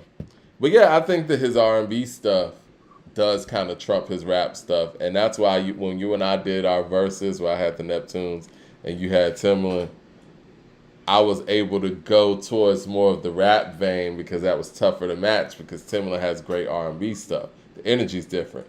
Jay Short with the super chat says, Volume 3 also had Jigga My Nigga and Girl's Best Friend as a bonus track. So keep those. Keep those. So Perception is... Stop doing this bonus track stuff. Keep those records, man. He says, so Perception is that it had as many hits as Volume 2. And It's Been a Murder was my favorite. I like the beat to It's Been a Murder. It could have been done better. Well, what all Timbaland do on the Blueprint 2? He did that one song I hate, man. I ain't trying to be rude, dude. Yeah, now that song was awful. You remember that song? No, I don't play the Blueprint. You don't remember that song? It was on Disc 2. That's why. It's like, I so definitely many don't hoes play in Disc here. 2. Like, I don't play Disc 2 like after like Somehow, Some Way usually. Like it usually cuts off after Somehow, Some Way. It's like, I ain't going to take this out. Somehow, like Some Way is hard. Yeah. Again, man. Cut that out. Again, man, like, you know, when it comes to this hip hop stuff, Kanye steps in and show people how to make albums, man. That's all I'm saying. You ready to talk about this Armeen? Yeah, let's talk to him. I don't know if we're going to get a chance to pull up because he's super busy because obviously his project No, is it's dropping. album day, man. I mean, we could talk about the album. No, I definitely want to talk about the album. I have notes about his album, too. Armeen dropped his album Mean today. And, it was 15 tracks. Had features from everybody from Nas to Offset to even Quavo, Method Man, Rich Montana, Jeremiah. He covered a lot of ground on this album, and I feel like you could tell that, and YG's on there too, you could tell that he put his life into this album, man. You had a conversation with Armeen a couple of weeks back. Y'all can check out the full interview on this channel as well. What were some of your thoughts on the album, hearing it for the first time? It is rare that you find, and I say these as quote unquote, is rare that you find somebody that is considered to be a lyricist, quote unquote, or underground, quote unquote, that is this frighteningly agile in terms of the versatility, the subject matter, and even the clientele that he chooses and how he transitions through these records. But then it paused, but then I paused and I said to myself, "Well, Scott Storch is working with him for a reason. He produced the whole album, correct? He Scott produced the whole Storch. album, Okay. and then I really thought about it. I was like, well, this is why Scott Storch heard somebody that he felt like was capable of being not a B list, but an A list artist. And so this is put together, although it's independent, it very much has a rounded out full record label type of feel. And I think that's the production of Scott Storch and the song sequencing on this album and the versatility that he shows. Not like how about this? His goal, I think, on here wasn't to show his lyrical attributes. It was to show his artistry and his song making ability and his ability to blend and still be a top notch MC. And I think he did a very wonderful job of that. This is one of the better projects this year as well. I could tell he's a student of the game, you know, and if we do get to holler at him today, I know I really wanted to ask him, like, what's his process like when it comes to choosing who you want to have featured on this album, you know, because the features are as diverse as he is.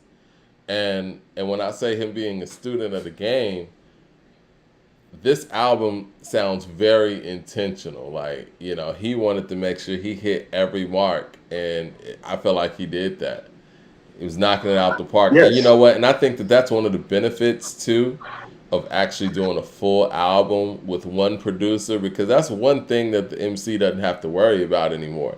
You don't have to worry about the beats as much. You know what I'm saying? You have somebody on the other end where it's like, yo, that's their job to do that, and I know they're gonna come with that, and you're gonna trust that, and then you could just do what you do as a writer, as an MC, as a song maker, etc. So you know what stood out to me, and this stood out to me when I interviewed him. It was the way that he talked about the project at the end when we were wrapping up the interview, and he was like, no, he was like, trust me. Like, it was the conviction with which he was speaking that made me think like, oh, like he got some tricks up his sleeve. Like even, because you got to think like, well, you already got YG on a single and it's out. You already got Nas on a single and it's out. Mm-hmm. You already got Offset on a single and it's out. It's like, fam, what else are you going to do? And then you hit a record and it's like, oh, he got more. He got concepts. He got rhymes. He got stories. Mike, you said it yourself. There are some hit records on here. Yeah. And that's what he was talking about. He was like, no, fam, like when he was talking like, no. I'm about to be in the mix this year. Like, a lot of real. stuff that could get played. You know what I'm saying? And again, man, I think on both of these albums that we're talking about today, they're records that we're going to hear outside. He just hit me, Mike. I just sent you his number so we can pull him up. Okay, cool. I just asked him if he was ready, but you can go ahead and put his number in so we can try to queue him up soon whenever he's ready. Okay. But yeah, I want to say shout out to Scott Storch. The production on this album, Mike, is there. Oh yeah. It sounds modern. It sounds current. It still sounds like Scott Storch because of the keyboards. You know what I mean? You can tell that that's like his go-to still, and that's kind of like still his signature sound. But it sounds like he's totally updated his formula. He gave him beats that it's almost like Armeen had Scott Storch pick beats that was going to fit the artist that he was putting on there. Mm-hmm. But he's just as good on the beats. That's what I was impressed by. It's like I could see where they were navigating. It's like, oh no, we're gonna give that one to Quavo. Oh no, but he's coming off nice on that. No, that's for the Nas joint. Like no, but he's coming off on there. The YG record. I love the YG record. That's some Cali shit. Right. He's able to do it all on here. No, he can do it all. Mike, the Method Man verse. Mm-hmm. How many times must we talk about the man with many methods and styles? How epic he is. How many scenes must he steal? What did you think about the Method Man record? I thought it has like low-key bubbling potential to be a single too. It's funny, I was listening to that record when you hit me back and was like, this album has singles. I was thinking like, yeah, I'm listening to one of them. Right. Don't mind me. I'm over here trying to, find him in the directory. I was going to ask you what you thought about. Hold on. I love the concept behind the Sativa Mamacita. Sativa Mamacita. Let me see where that is in the album. Oh yeah, yeah. I like that record too. The one where he's using the metaphor, but he's also like talking about it's pretty much a threesome between him and the girl, but the cannabis addiction. Mm-hmm. The Rising Sun. Ooh. Yeah, man. He's This album is strong, Mike. The Hadouken, I love the Hadouken because I'm like, oh, that's that.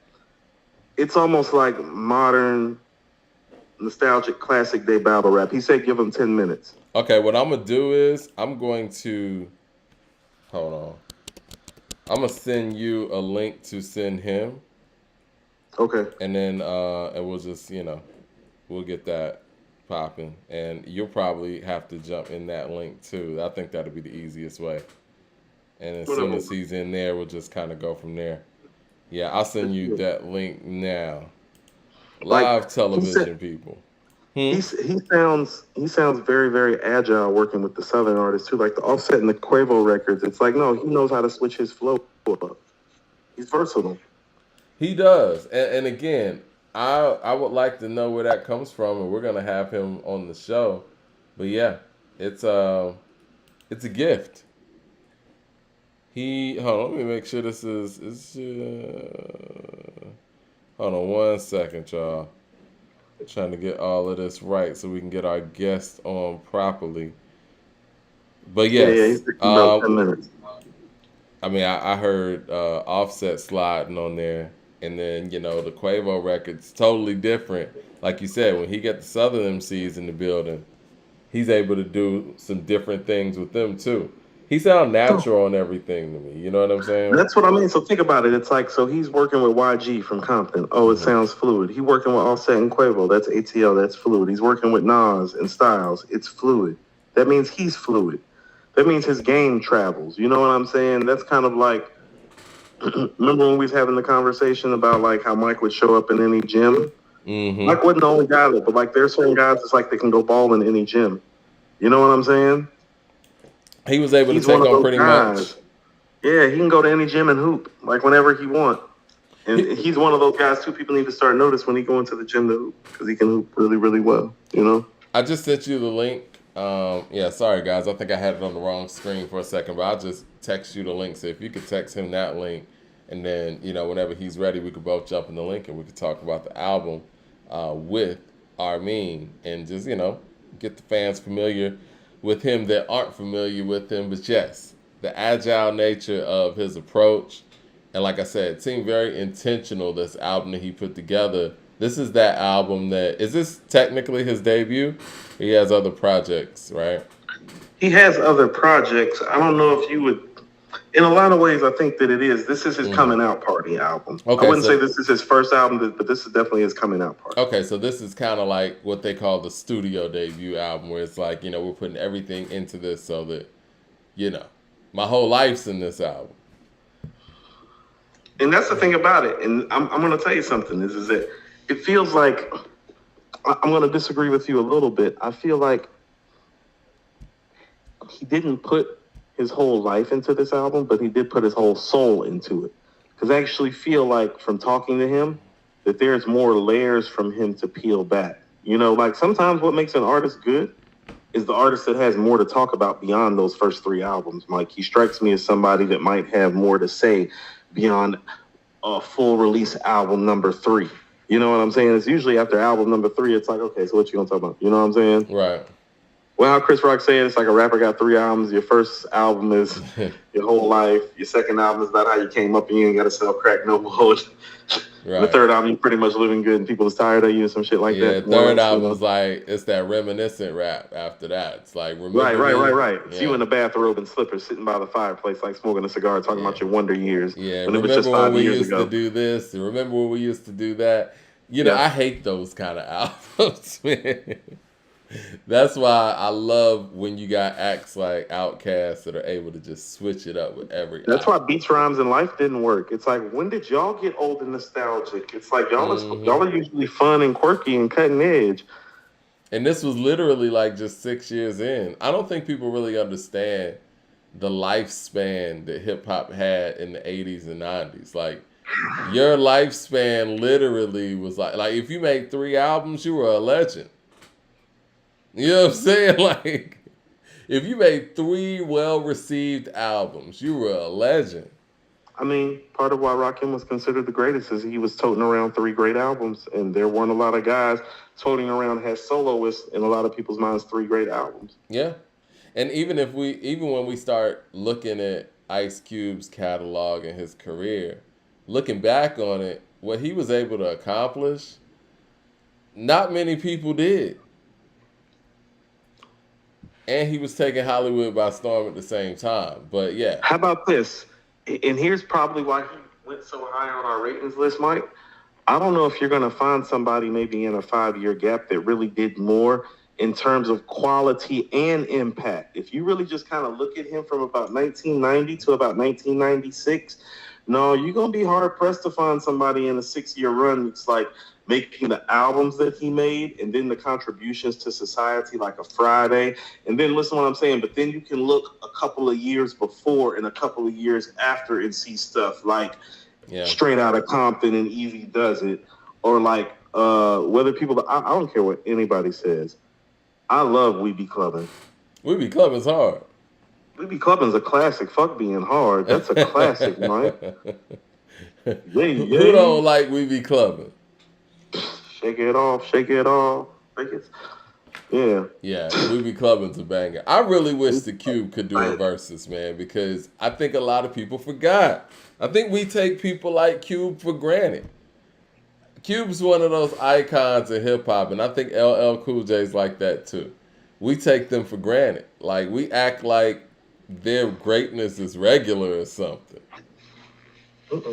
So what are we rating this album?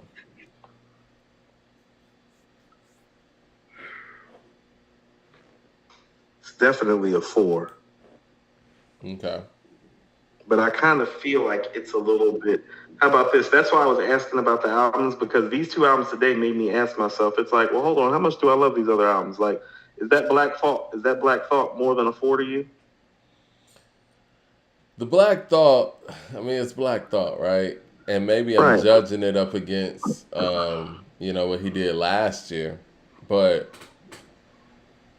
I see from an artistic standpoint how dope it is, but it's not one of those albums I'm going to go back to.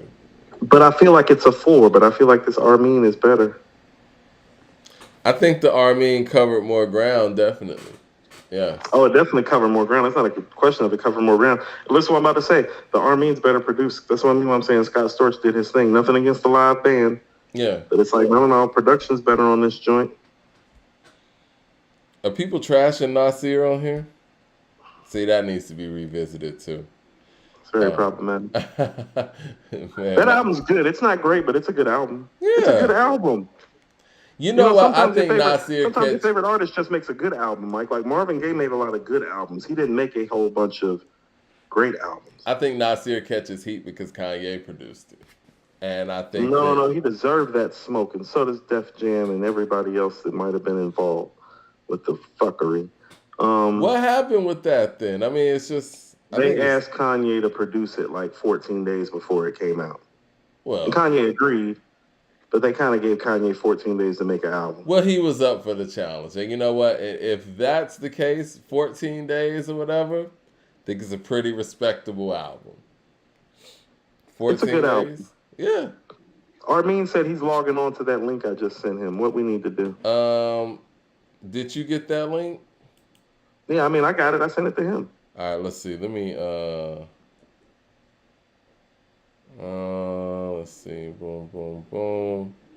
All right, I see 3 participants. Okay. Okay, he's here. Let's see. Just can you join that link? Who, me? Yeah. I'll do what I can. Okay, I'm about to join it now. Yeah. Yay.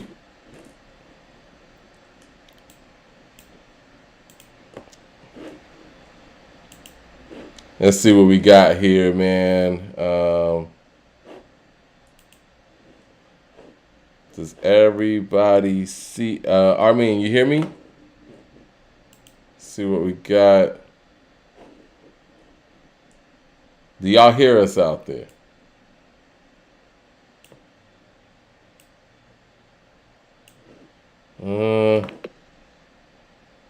Okay, I see Coop. I'm waiting on Armeen. What's up? What's that? We can't see you right now, fam. How are you? Yeah, I just see like a box.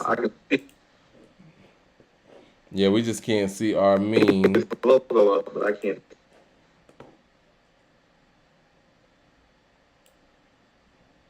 Said they can only hear me. Can y'all hear Coop? Can you hear me? Let's see, man.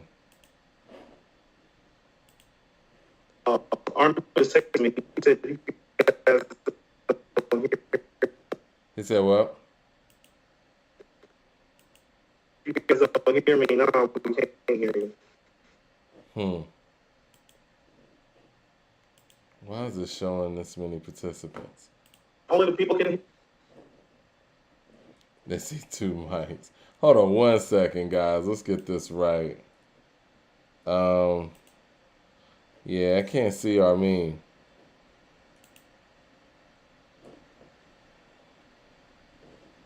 Okay. How about we do this? Let me see if I can find another way to call both of us real quick.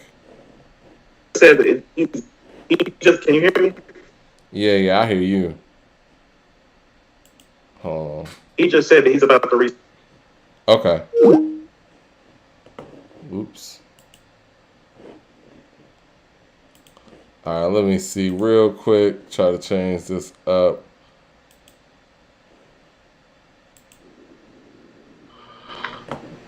Coop, you there?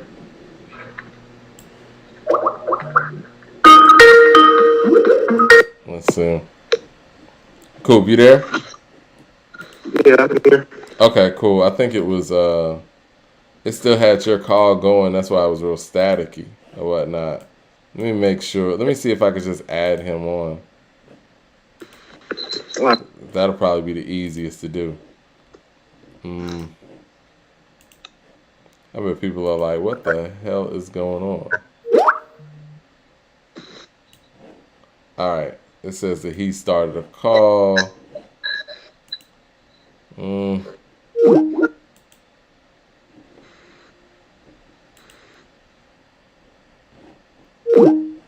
right, let's see what we got going, guys. There we go. Okay, we all here? Yeah. Boom, there it is. Armeen, salute. Congratulations on the album. Go. So I signed back in as a guest, but I see myself here. Y'all see that 4th one there? The 4th one is just showing your you, but it's just the logo of you, but we're fine. Can you hang up that 4th one? Everything Is that possible? Me. Let me see if I can remove. Oh, I think I can do it from my end. I'll just remove it. Yeah. Because I think it starts acting real funny when you got like 4 people on. All right. Now things are moving smooth. There we go. Yeah. There it is. What's up, y'all? How y'all feeling? Oh, we good, man. How you doing on this wonderful Friday? I'm doing amazing. It's release day for me, so the energy is fire. I'm having a good day. You know what I mean? Facts, man. You Speaking of good days, we're going to have some Ice Cube questions for you right quick, but we want to talk about your project first. Let's do it. Mike and I were just actually reviewing your project, and one of the things that we were really enamored with was the fact that you show some high-level versatility. Like, there's YG, Nas, Offset, and Quavo. So it's like you got Compton, Queensbridge, ATL, but you sound seamless on the tracks. So talk to me Appreciate just that. about like stylistically how you approach some of the things that you did with this album, which is great, by the way. Thank you. Appreciate that. Yeah, I'm kind of proud of that too, how I was able to kind of, you know what I mean, do a record with someone like Nas and then do a record with like a Quavo and still be me. You know what I mean? That's like, I guess it really comes back to like me for like a few years now. I've been trying to find that balance. You know what I'm saying? Because I was always into making like big records and like being able to pull back and just ride the beat or do whatever the track really calls for. You know what I mean? And still try to bring my style to every track that I touch. So, you know, I want to credit my, you know, me finding my balance as well as Scott Storch guiding me with the right production. You know what I mean? And then honestly, kind of having the A&R ear, like kind of realizing like what kind of track would I do, you know, when I can get in with Nas versus what kind of track do I want to do? Because Quavo pulling up tonight, like, you know what I mean? And kind of putting them on the like the right songs. I feel we did a really good job as far as like picking the right tracks and you know what I mean, getting the best out of everybody. So it's kind of funny. I actually just said the same thing when we were talking about the album. I talked about how it felt like it was intentional how y'all approached the placement of the artist and stylistically your approach. Like I literally just said that about 15 minutes ago. And that actually comes through. Appreciate that a lot. Yeah, very much so. You know, I always, you know, as a fan, pay a lot of attention. And a lot of times, let's say an up-and-coming artist gets a look from like a big artist, but then it would end up being kind of like a mediocre song or a mediocre verse from the artist. And I feel like it's always the main artist's responsibility to get the best out of the feature artist. You know what I'm saying? So I can't blame, you know, the superstar artist for maybe not doing what I want if I don't present them the right song that they would shine on, but bring him in my world. You know what I mean? Like having all the right elements. Yeah, most of the feedback that I've been getting, even before releasing this album, I've been having a lot of one-on-one like listening sessions with, you know, local, like all the people in LA, like the main DJs, the main, you know, just industry type people. And a lot of the feedback was like, yo, it's really impressive how you use your features. You don't get lost. You get the best out of them. And that's kind of like I pride myself on because, you know, I come from the school of like, you know how J. Cole went platinum without features, or like Nas always said early on, like, you know, my first album, classic with no famous guest appearances. Like I was never the guy to have like a million features. It's just that the opportunity presented itself. And I'm like, I'm not going to say no, but I got to figure out how to make this work. You know what I mean? So, and this is the product, you know? So. How'd you connect with Scott Storch? Some people in the chat wanted to know. Yeah, so I've been knowing Scott Storch's manager, Steve Lobel. You know, we working on Instagram. Everyone seems to know Steve. You know, I mean, he's been around a long time, OG in the game. Like, I've been knowing him since I started rapping. I was passing out CDs at a high school, you know what I mean, a little over a decade ago. And he was managing Bone Thugs and Harmony, and he put me on the first Bone Thugs and Harmony, on my first show, which was opening up for Bone Thugs. And then when he saw what I did, he took me on the road with them just for like a few shows that they had. And ever since then, we've been connected.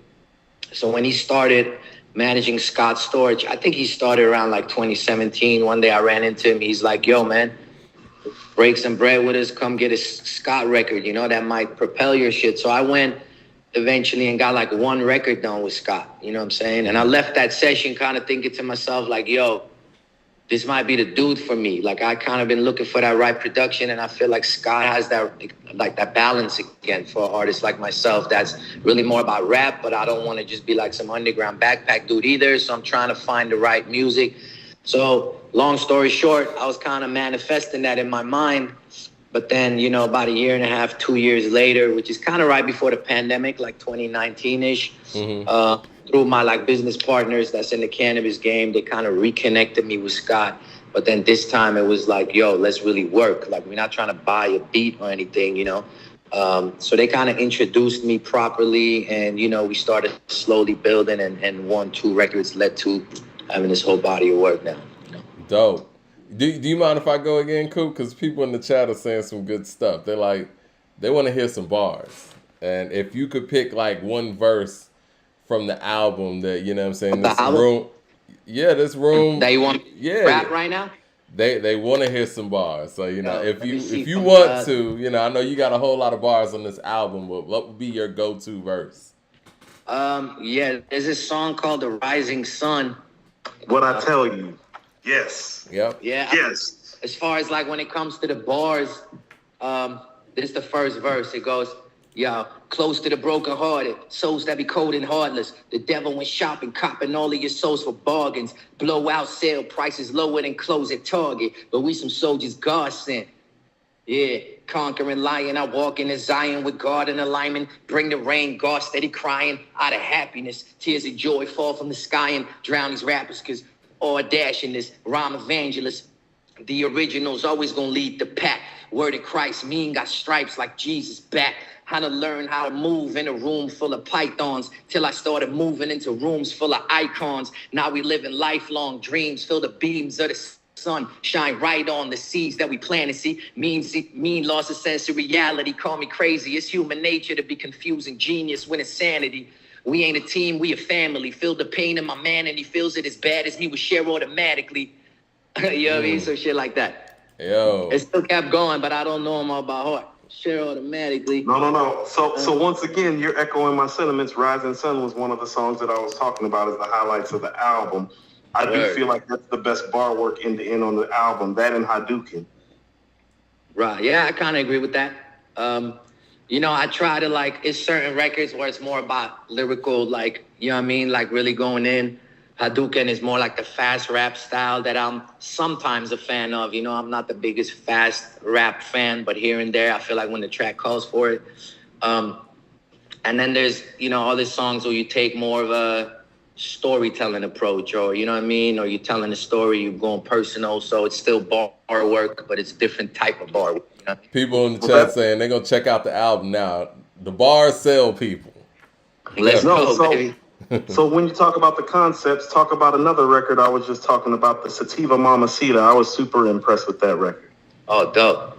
Yeah, I love that record too. That's like, one day I just thought to myself, like, a lot of time as a smoker myself, you like to like kick it with a girl and you're like, yo, let's have a smoke. It's really not about let's go have a whole date or whatever. Like, let's just kick it. You know what I'm saying? Sometimes you pull up, you're just smoking in the car. Sometimes, you know what I mean?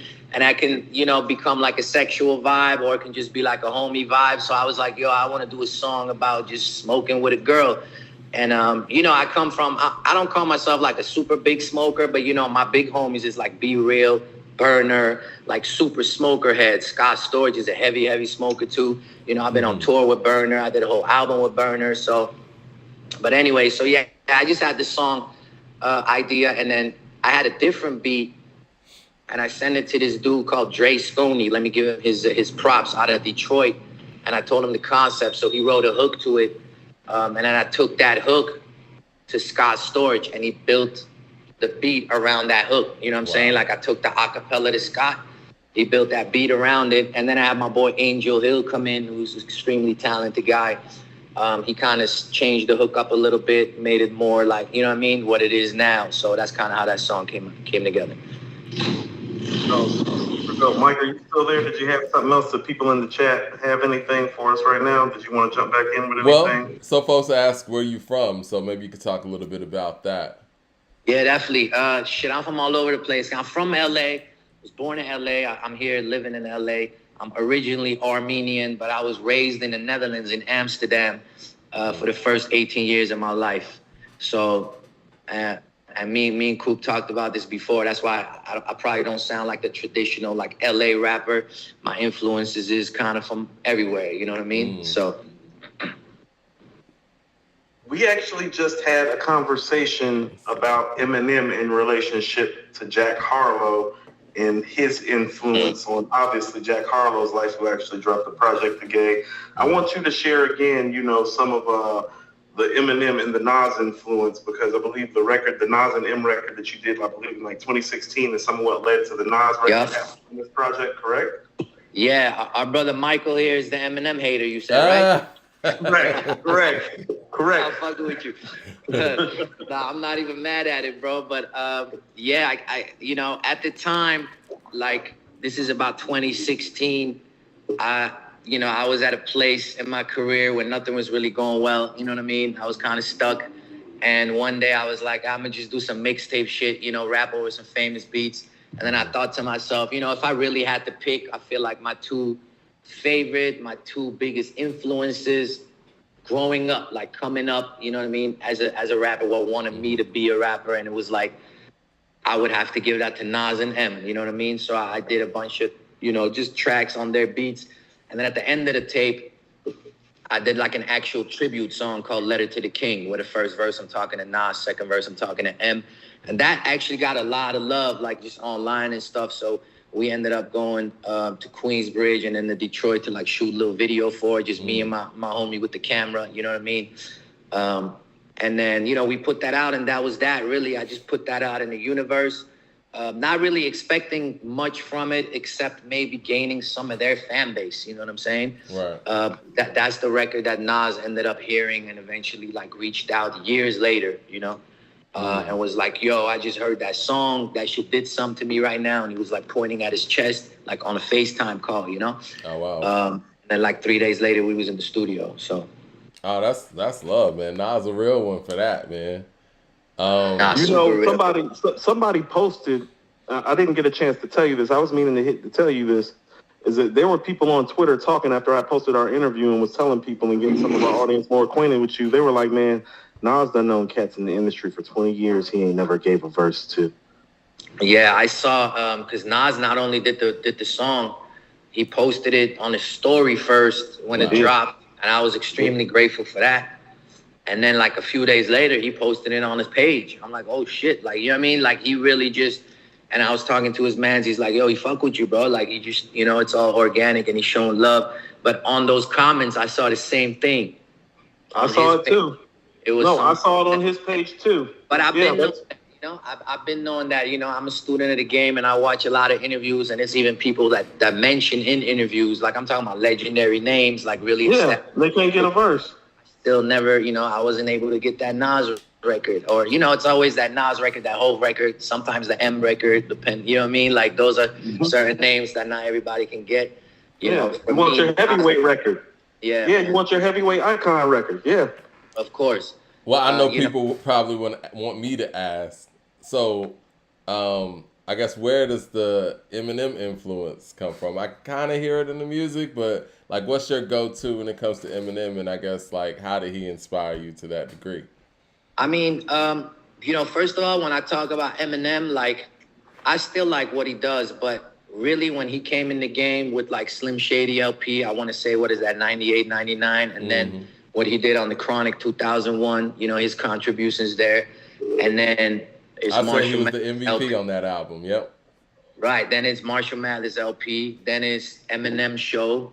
And then it's 8 Mile and the soundtrack. And then it's Get Rich or Die Trying and his contributions in the whole G-Unit movement. That whole Shady Aftermath G-Unit era. And then all the mixtapes they was doing, the DJ Greenland Invasion and all that, where they were going at Ja and Benzino and them. Like that. The Lantern mixtapes were crazy. Yeah. So that era is like, I mean, nobody can tell me that Eminem wasn't out rapping everyone, like just on some MC, like lyrical skill shit. Now, the content might be, relatable or not relatable, but that's the same for me. Like, I'm Armenian, bro. Like, we would never disrespect our mothers. You know what I'm saying? Like, there's a lot of things I don't relate to either, but if you really listen to his catalog, it's so much deeper than that. Like, he would definitely do all kinds of shit, probably, to get the attention or whatever he had to do. It was different times back then. There was a lot of extreme things said that was acceptable, you know what I mean, at the time. But when you really look into it, I feel like he was just really spilling his heart, sharing his pain. You know what I mean? Songs like The Way I Am or his storytelling on Stan or the whole Slim Shady LP, the storytelling is crazy. It's funny stories, but the skill level, you know what I mean? He has the song 7 Bonnie and Clyde where he's talking to his kid and he's using like baby language inside his rhymes, boo boo gaga and shit. Like these are things that I had never heard done before, not at that level. And then on the Eminem show, songs like, Say Goodbye to Hollywood and like, those the introspective M, that's really my favorite M. So, I feel like rhyming skills, as far as like rhyming schemes, and then also all of that, what I just said, yeah, that had a big influence on me. And I told Coop before, like he definitely made people like myself that are from, we from outside of the culture, but we love hip hop so much, and that's all we've known our whole life. Like he made people like me feel like, yeah, maybe it is possible to, you know what I mean? Yeah. Even though white people don't consider Armenians really white either, but you know what I'm saying? But it was still something different. So yeah, Eminem really, I think his contribution to making hip hop the biggest genre in the world is a big one. You know what I mean? Fair point. I have something kind of controversial to address because somebody brought it up in the chat. The chat does a good job about doing the interview questions for I can't us. see the chat, by the way, right? That's all. You're better off not seeing the chat. The chat is shady. The chat is shady and passive aggressive. And don't pay any mind to the chat. Most of the shade's usually getting thrown at me, and they're telling me that I talk too much, the cut might be off, and that my claims aren't valid. So don't worry about them. But Kaya David actually said something that I'd like for you to address, because there are a lot of people in the black community that feel the way that Kaya feels. And listen to what he says. These non-black rappers can use their old family's money to get features from almost anybody and get indoors. Black rappers 10 times better than them can't get through. Now, I already know your story, so I know that's not true. But this is where we in the black community sometimes stereotype people that come into the community. So go ahead and clarify and qualify if you honestly, not only in the black community. Like I feel like a lot of people that just getting to know me now and see this album, they're like, oh, this Arab motherfucker probably has some family money and paid all these features. You know what I'm saying? But yeah, that's just simply not my story. I came up from, single mother household. Single parent household, like a lot of black men. Yeah. If you know anything about Armenians, like, we come from third world country, genocide, like a very dark and rich history. And a lot of us come, as immigrants with nothing to this country, which is definitely how we came here. And then just kind of grind and figure it out and work our way up. You know what I'm saying? So, yeah, I mean, it's just simply not the way it happened. You know what I mean? Like, I'm sure it happens sometimes. But on the other hand, I don't know who can pay Nas for a verse, personally. Maybe it's possible. You can make the argument for some of the other ones, maybe. You know what I mean? like, But yeah, there's certain things you can't buy, bro. You know what I mean? And right. Yeah. I would encourage Kaya to actually go see the original interview that I did with you about how the Nas feature actually happened too. Yeah, please do. Yeah, please do. I was gonna ask too. I mean, I know we keep talking about the features because I mean, the features are all over the place. What's your process like in choosing who you want to be a part of this project particular? Because, like you said, it's a lot of range. Like, what was your process like on, who you wanted to reach out to? So really, we was going kind of like track by track. So it happened two ways. One of them was like, for example, I had the beat of the song called Circus, and I was like, yo, this shit sounds like if I can get some Damian Marley vibes on here, that would be fire. And then I met my man Kabaka Pyramid, is the reggae artist who, when I met him, he was signed to Damian Marley, but really grinding from the ground up. He had a little fan base, don't get me wrong, but he just won the Grammy for Best Reggae Album this year. Like, everything changed for him this year as well. But, I linked with him, had him on there, and I'm like, yo, Meth would be fire on this. And of course, I was thinking that because I have a relationship with Meth. I opened a lot of shows for him and for Red and Meth in the past, and then I ended up on a Wu-Tang project in 2017. Oh, wow. On a song with Meth. The project's called The Saga Continues, and it's a song called G'd Up. It's me, Method Man, and produced by DJ Mathematics from Wu. RZA didn't make the beats on the album, but he oversaw it. He EP'd it. The DJ Mathematics made the actual beats. So that was like, yo, I just shot Method DM, and he, hit me right back. I remember that project, man. Mathematics got down on the beats, too. Yeah, exactly. Yeah. He killed that shit. So, yeah, I'm actually on that project. So, some of those things are relationships. But then, like, for example, the French one, like, I came up with the idea of doing a song called Yalla Habibi. Yalla Habibi is a Middle Eastern term. It's really an Arabic term, which we Armenian, it's completely different, but our cultures intertwine. excuse me, our cultures intertwine, and like when you go to like an Armenian, wedding or like party like that, there's Armenian music, there's Arabic music, there's different type of Middle Eastern music. So Yalla Habibi is a term that we see a lot. And I'm like, French is Moroccan. So in Morocco, they speak Arabic, you know what I'm saying? Mm-hmm. And I was like, yo, he's the one from all the rappers, in the world that would look like me, basically, where we from. French is the one, right? He did it the biggest and the first, I would say. So, we had some mutual friends that made that happen. So Jeremiah happened because he literally lived down the street from Scott, and we were working on that King James record. And then we had a writer in there who came up with the hook. And I was like, yo, Jeremiah would be crazy on this. And Scott's like, Jeremiah, the homie, he down the street when introduced us. You know what I mean? Dope. So, yeah, and then, for example, the Offset and Quavo, see, that happened differently because my business partners just knew them really well. He's really close with all three of the Migos. Rest in peace, Takeoff. He introduced me to all three of them. Yeah. So he was basically like, I talked to them and I showed them your music and they're ready to work if the record is fire. So I had a record that first we were thinking of Offset that I created with Offset in mind. You know what I mean? Mm-hmm. Same one with Quavo is like Quavo was going to come. He agreed to do a record. Kind of like Nas, like we didn't have a song ready, but they were down to work. So that day we knew Quavo was coming to the studio. Same thing was with Nas, was like he was coming to the studio and they're doing it together. So me and Scott talked about, what kind of joint should we do? And I kind of came out with the type of beat and shit I wanted. But then Scott, knocked it out the park. And then Quavo walked in and I straight up told him, I'm like, yo, you should probably take the lead on this because you're going to make this a smash, And I just played my part. And that's how that happened, So everything was a mixture of me picking the feature versus getting the opportunity and figuring out how I could make it work for this album, Using your A&R skills, man. Like I could tell like you're in on that, like with the structure of the album. Like you knew who was gonna fit where, you know what I'm saying?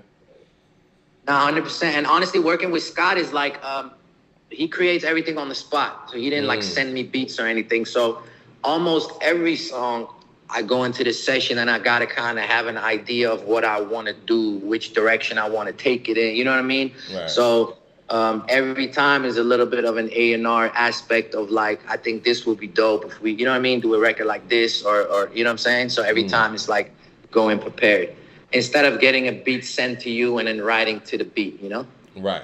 No, that's dope. Yeah. Cool. Where you at?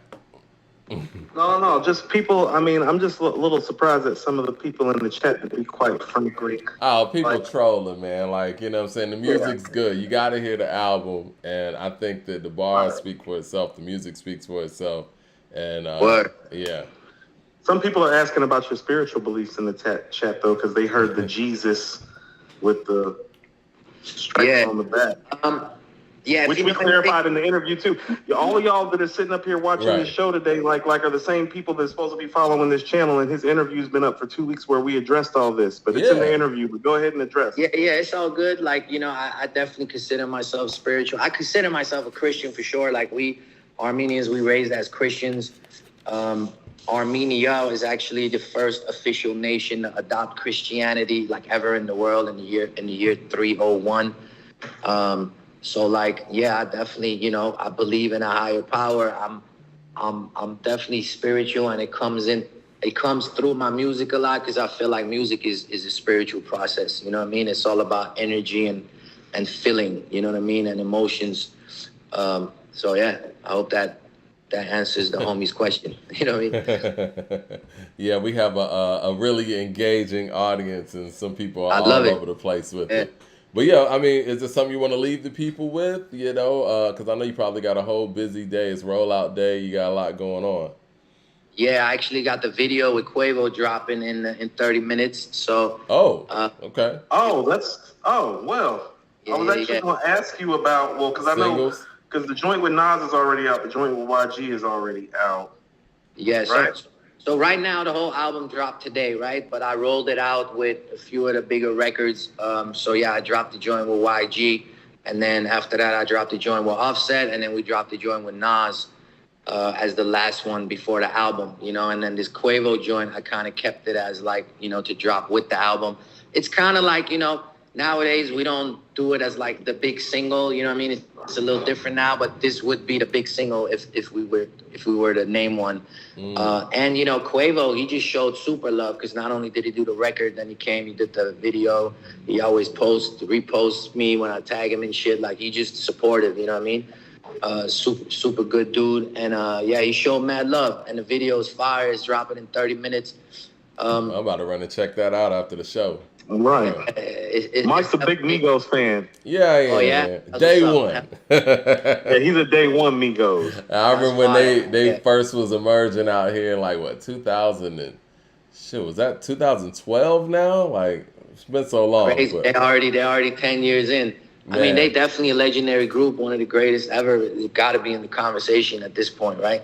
I think so. Yeah, I was blessed to work with them. You know, I almost worked with Takeoff too, because I met him a few times, but it was an event at a cookies dispensary when Quavo was dropping like a strain, and we was just there, and then he pulled up and Takeoff was with him. And then we was in the back, you know, smoking, chilling. And I was like, yo, Take, you the only Migo I ain't got a record with yet. You know what I mean? Like, what we doing? He's like, come on, bro, what we doing? Send me some shit.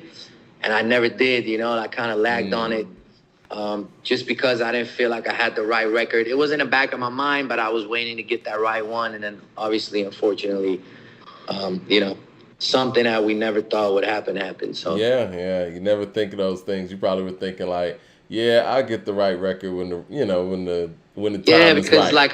like I said earlier, you know, we want to use these features the right way and not just have features just to have features, you know. But yeah, to everybody in the chat, I mean, you know, personally, I feel like, you know, you took your time out to like be in this chat. You might as well go check out the album. Yeah. No, people, you're getting great music reviews. It's actually, I think, you know what's funny is that, you know, we find in here that, you know, you're touching a nerve because you're actually speaking on things that most, you know, rappers don't speak on, like, you know, spiritual beliefs, you know, coming from a different culture and a background, actually, like, you know, talking about things in depth. We don't have artists pulling up normally that are speaking on these matters in their album content, you know? We got a super chat real quick for you. You know, if you want to take it, Armeen. Blue Collar Hustler says, where does Armeen draw the line between his influences and his own unique perspective when writing and creating? Who is his top 5? Yeah, we can get into the top 5 right now. I feel like influences at this point are just like in the DNA, right? So it's like this. I found my lane and I found my style, and you can probably, you know, find different influences in there. But really, everything is my perspective. You know what I'm saying? I really made it a point to always speak from my own experiences, sorry, it's kind of loud here. From my own experiences, my own, or people around me, you know what I mean? Whatever inspires me. And even coming, you know, as kind of the first of my background, I always felt like, I got to stay true to myself, not try to be no one else, you know what I mean? And just tell my story. And it's going to resonate with some people and it's not going to resonate with others. You know what I'm saying? So with that said, my top 5, you know, I feel like in 2023, it's really difficult to have only 5 because the top 5 conversations started, probably in the 90s, maybe even before that. I don't know. But, you know, in the 90s, you can maybe pick 5, but now it is like 2-3 decades on top of that. You know what I mean? There's too many great ones. But for me personally, Nas always been my favorite. Pac will always be, I feel like he's the one, you know what I mean? Like the chosen one, the Bob Marley of it, of hip hop. You know, Hov, of course, is in the top 5. So that's 3. Like I said before, I got to give Eminem 1 just for like, just for everything he's done. I'm going to keep it at that. So that's 4. And then the 5th one, you know, today I feel like you got to put Drake in there. You got to put Kendrick in there. The only reason I don't say Biggie is, I guess, because he only had 2 albums, even though it's 2 of the greatest albums ever. Catalog-wise, I kind of feel Kanye's in that. So, you know, I don't know. The last one, we could pick any of them. But if I really had to pick, I would say Kendrick. Kendrick's, like, artistry and flawless catalog is, like, I don't know if anyone's ever done it like that. You know what I mean? Before you go, what did you think about Mr. Morale and the Big Steppers? I mean, look, it wasn't, you know, Good Kid, Mad City is one of my favorite albums ever. Section 80, one of my favorite albums ever. So, you know, what I respect from Kendrick is like he don't do the same thing again. And I feel like that's smart also, because once you keep doing the same thing, you know, people, you know, but I'm definitely like, I enjoyed it a lot. It's not my favorite Kendrick album, but I super respected it. I bumped it for a while. You know what I mean? I think it's a masterpiece, like an art. To Pimp a Butterfly was like that too. It's kind of like an artful masterpiece. I might not bump it every day though, to be honest. You know what I'm saying? But yeah. Cool. I'm over here looking at the chat. I mean, I've already talked to the man. You know what I'm saying? And like we had a great conversation. So I really like want to promote and support the album. Here's what I will say, and I said this before. I thought that like Scott Storch did a very good job production-wise of kind of being in pocket of what his sound is, but it sounds very modernized and updated. Tell me about how you feel about the production side of the album as an artist, and what was your beat selection process like? Because when you told me, it's like, well, he makes stuff live. I'm like, how often did you have him cook up live for you? Was the first beat always the lick? Or was there times where it's like, oh, no, that's it. Can you play me something else? Or were there times where it's like, hey, do you got something in the stash? I'm not feeling what you playing tonight. Yeah, it's kind of a mix of all that. So two tracks on there was not made live, and it was because, you know, he hasn't done this in a while, and I don't know why, but he used to like post him being in the studio creating a beat on Instagram. I don't know if y'all remember that or seen that. So he would be, you know, on his shit, and he would put it out, and the fucking comments would usually go crazy. And the beat for King James with Jeremiah, I saw that on the gram, and the beat for Hadouken, you know what I mean? I saw it, and I texted him. And, you know, everyone was in the comments, 50 Cent, fucking Russ, fucking Jason Derulo, send me that, this, that. So I was like, you know, it's a long shot. It's probably taken, but I texted him. I'm like, yo, this shit taken? He's like, nah. He's like, it's yours if you want it, you know what I mean? So two of the beats happened like that. But everything else was going to the studio. Yo, what kind of shit you want to do? Like the intro track, I was like, I need this like epic movie, you know what I mean, intro where I can really tell my story. I want a long build up. And then he creates it, you know what I'm saying? And of course, sometimes he catches it right away. Usually, I want to say 75% of the time, it don't take more than like 20 minutes to catch at least the main part of the beat. And then they dress it up and everything, you know what I mean? And then a few times it was like, keep searching. Nah, let's start all over again. But I usually don't have to tell him. He feels he's the most critical about himself, you know what I mean? So he would be doing some shit, and he always reads the room, specifically looking at me, the artist, like when he's playing a melody, like to see my reaction, you know what I mean? Like if I fuck with it. And yeah, that was kind of the process, you know what I mean? And just a few times it took longer. It took like a few hours. Now let's start all over again. Boom, now that didn't. Let's start all over again, you know what I mean? The song Hope took a long time. And I told him the idea from the beginning. I'm like, I want to do this storytelling song called Hope. It stands for Hold On, Pain Ends, you know what I mean? It's got to be sad, but it's got to be modern. You know what I mean? Like all the elements, and it took a while, but then he found it. So yeah, that's kind of how we got it all together. But I feel like, same with the features, to be honest, because I've heard other people with Scott Storch production in recent years, it's always good, you know, it's always good. But I feel like this is what I learned from being in the studio with him a lot. If you really like express your idea properly, so he really sees your vision, then he'll take your vision and even take it further than you know what I mean, you thought it was possible. Wow. But if you just kind of vague about it, then he'll just kind of do his own thing, and that might not be exactly what you're looking for. But I feel like I got some incredible beats out of him. Like the Nas, the shit with Nas is crazy. The TBS beat is insane. You know what I mean? The Rising Sun beat is insane. So yeah. That's some great insight to working. We got another super chat question for you from our fan base. This is LP. I actually met LP up in Madison Square Garden for the Nas show. Shout out to LP. He said, "Yo, talk to us about your marketing strategy, because how the fuck you get all them features and working with Storch?" Honestly, bro, I've been doing this for a long time, and I built a lot of relationships, and I got a crazy team. which came in with a lot of built-in relationships, like I explained earlier with the Migos and stuff like that. So yeah, it was really, but as far as marketing, well, we do everything, from the ground up. It's a lot of just creating a lot of content and do a lot of ads and shit like that, and then do things like this. I hit up everybody I know, everybody from the last multiple years that I've built relationships with, like, yo, now is the time. Can I get an interview? Let me come kill the LA League of freestyle. Let me come. I known Sway for like 10 years, but I ain't been on his show in like 6-7 years because I felt like there's no point in me going there again until I have something that impresses him. You know what I mean? So now I'm going to be on Sway second week of May. I believe I'm going to go to New York, do my thing. So shit like that. So I put my own press runs together. It's literally me and like my 2 partners here. That's it. Hit up everybody. We tried all the other shit, hiring publicists and shit like that. We wasted a lot of money that we didn't have at the time, thinking it's going to help.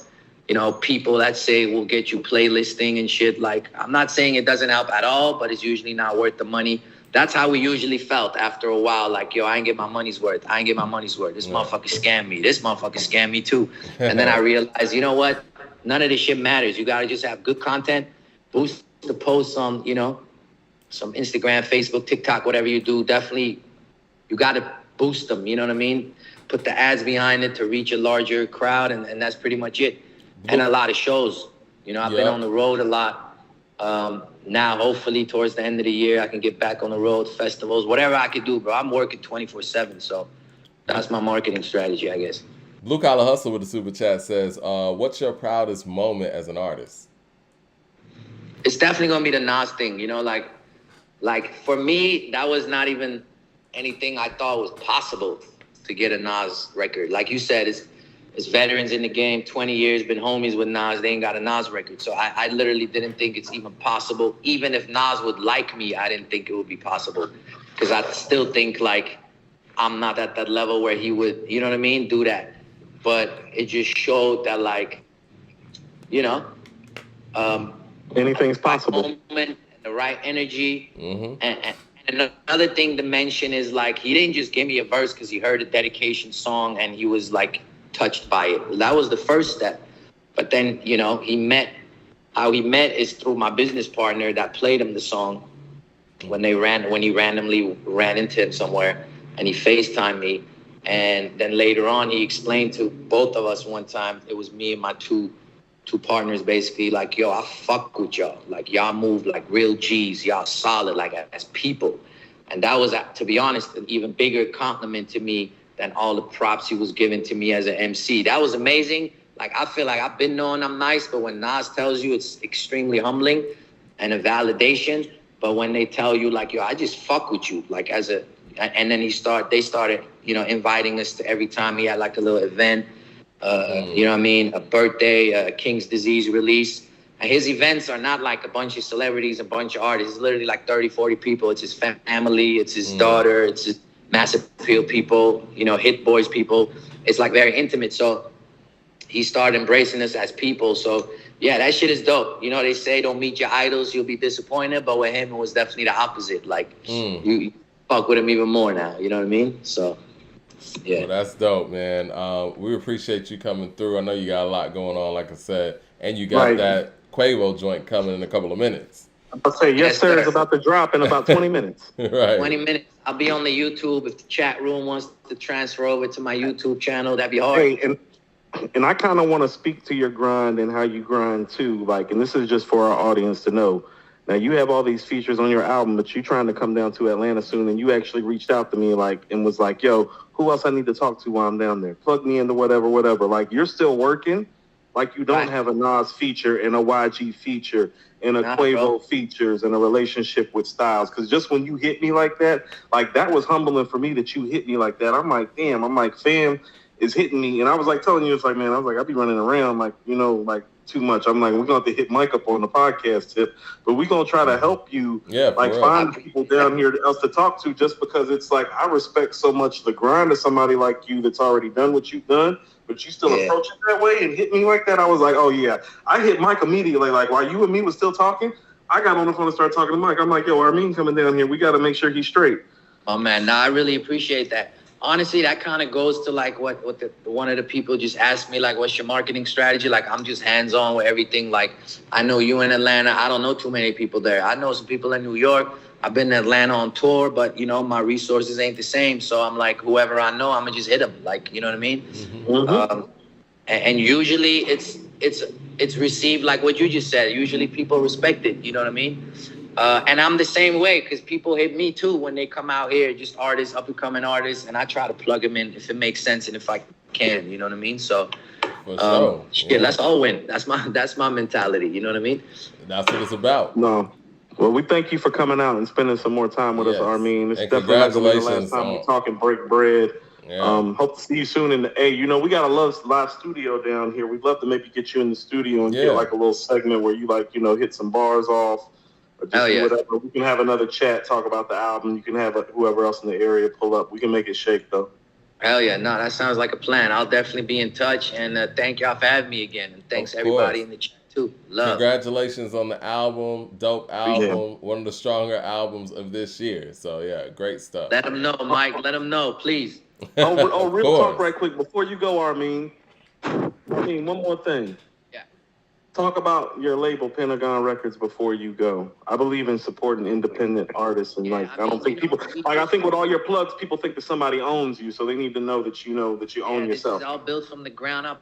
I'm inside of my my own little space. This is like where we shoot content and everything, and then I have the door over here. It goes into like my merch store, and we recently brought in like sneakers and shit. Like this is kind of like. I always say the best way to describe it is kind of like a Nipsey Hussle type of grind. You know what I mean? Like, I was always active in my community, and I started like, you know, doing a lot, just being involved. And then we started selling merch. We opened up a store. My studio's in the same building in the back. And, you know, we just like hands-on with everything. It's a small team, but we do everything ourselves. And, you know, we have a couple other artists that we kind of work with, but officially it's really just me right now. I'm on Pentagon Records because, you know, we got to establish me first.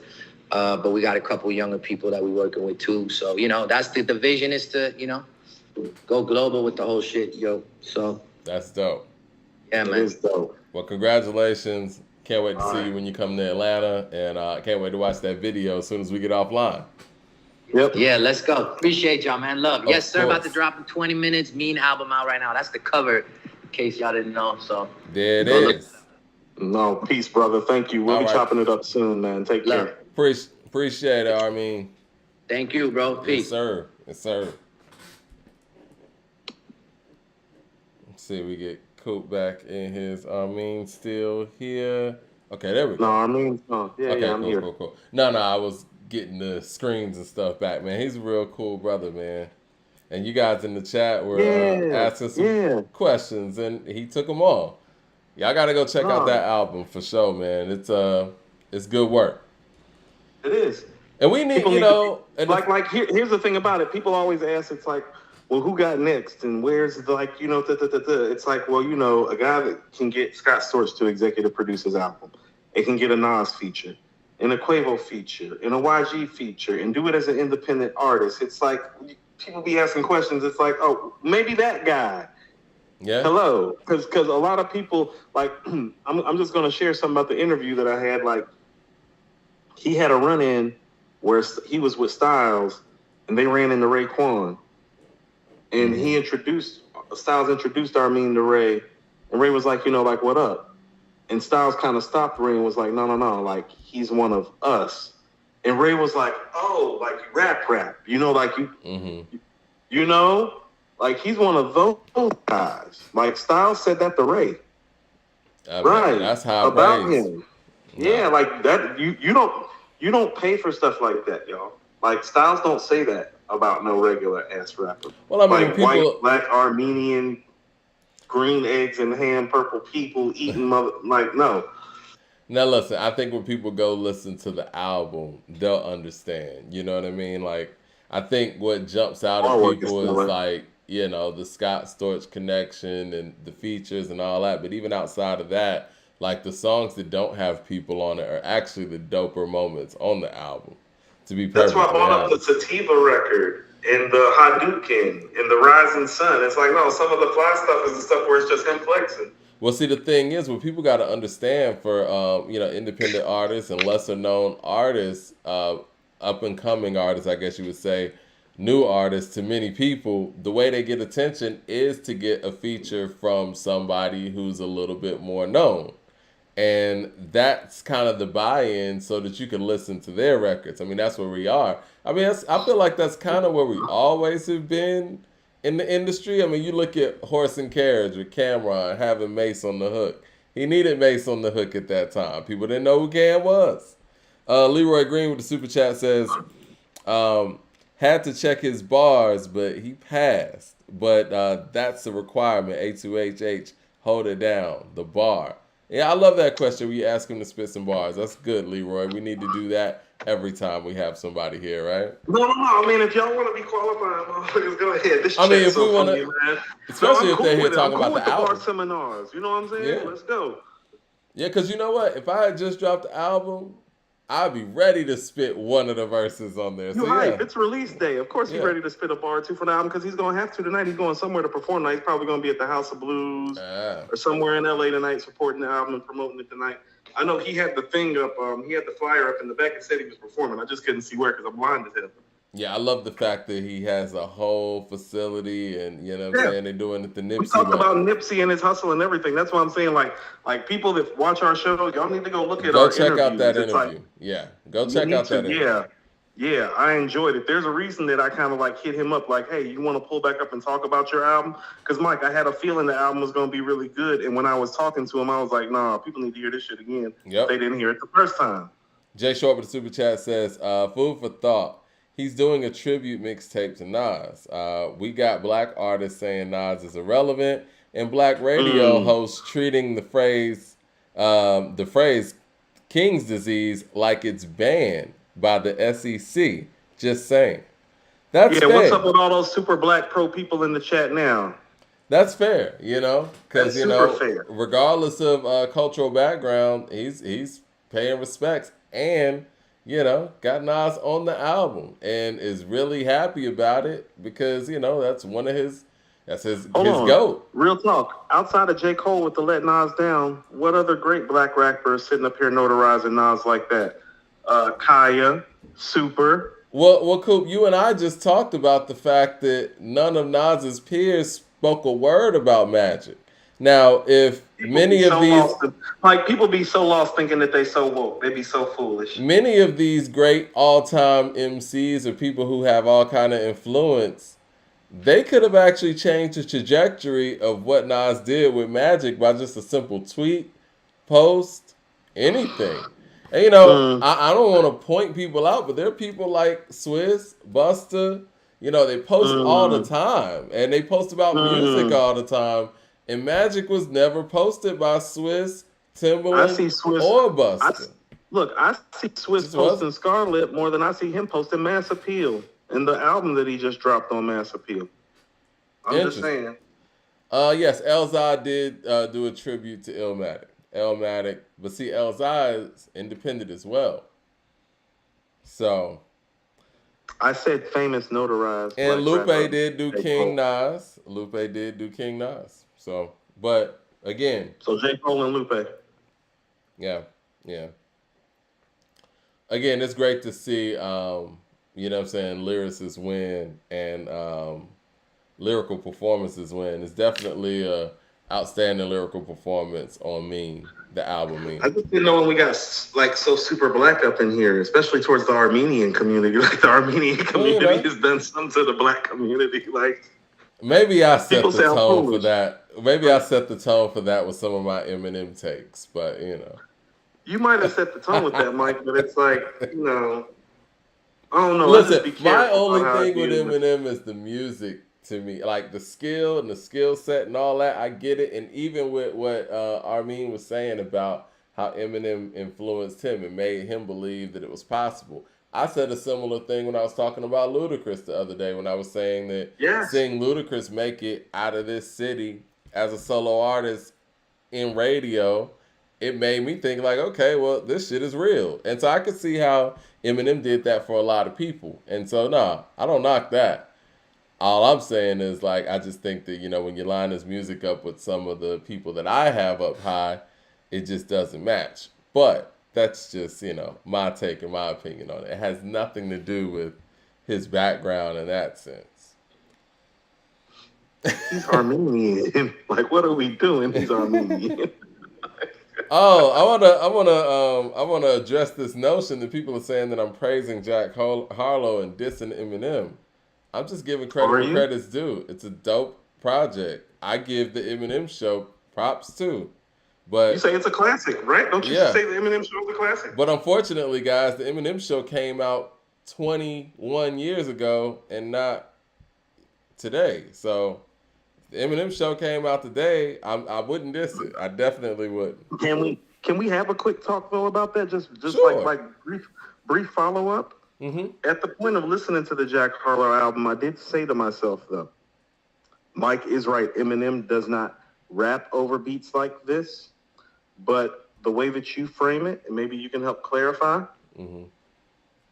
I think he can rap over beats like that. There's been a cognitive choice not to. What say you? Because I think sometimes where your take gets skewed by people who are on the Eminem side, not detractors, is that no, they think that he can, he just hasn't. And that was a conscious choice, and that choice wasn't always in his hands. You say it as if, no, I don't think he can ride that soulful shit. So where do you I stand don't on it? because he's from Detroit and never rhymed over a Dilla track. I also That's not enough evidence, no, Mike. and I I mean, also respectfully, though, no. I'm I gonna get keep what you're going. saying. I'm gonna keep going.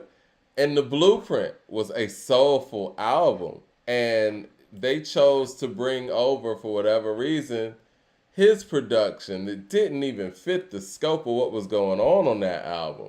You got Just Blaze, Bink, and Kanye knocking it out the park, and you're sitting here with Jay-Z, and it's like there's clearly a theme to this album, and it feels like he couldn't catch any of those records, so they brought him something he was comfortable with. The other thing that makes me feel that way is how Dr. Dre has to change up his whole style whenever he produces for him. With everybody else, it's funky, it's rhythmic, you know what I mean? Especially, around that time period. And it just seems like everyone has to adjust. Even when it was that period where the ciphers, right? The beat would change when he comes in. Same thing with the Conway record. The beat changes. Like it's like he needs special accommodations production wise. So it makes me feel like maybe he just can't catch these records. Now it would be one thing if on my solo stuff, this is my thing, this is how I do it, and this is the theme of what my audience likes. That's one thing. But when he actually works with other people, it seems like they have to either accommodate or change the beat when he comes in. That's what makes me feel like he can't catch it. He's like I the hear guy you, when although I you still don't prescribe. when you go to a restaurant or whatever, and you got that one friend who's a vegetarian, and the damn restaurant has to make special plates. That's what it feels like. I'm not gonna subscribe To my to that. nonsense. CJ Kid with the super chat says Mad Max wants to pull up and do a bar challenge. What say you guys? Hello? You don't want none of this bar work, man, Max. You don't got no bars. Mad Max. You think Nicki's better than Kim? Nobody trusts your bar work. Yo, people were giving you a lot of heat in that comment section, man. They saying that you're understating Nicki's catalog, Look here. You want to know what that is, Mike?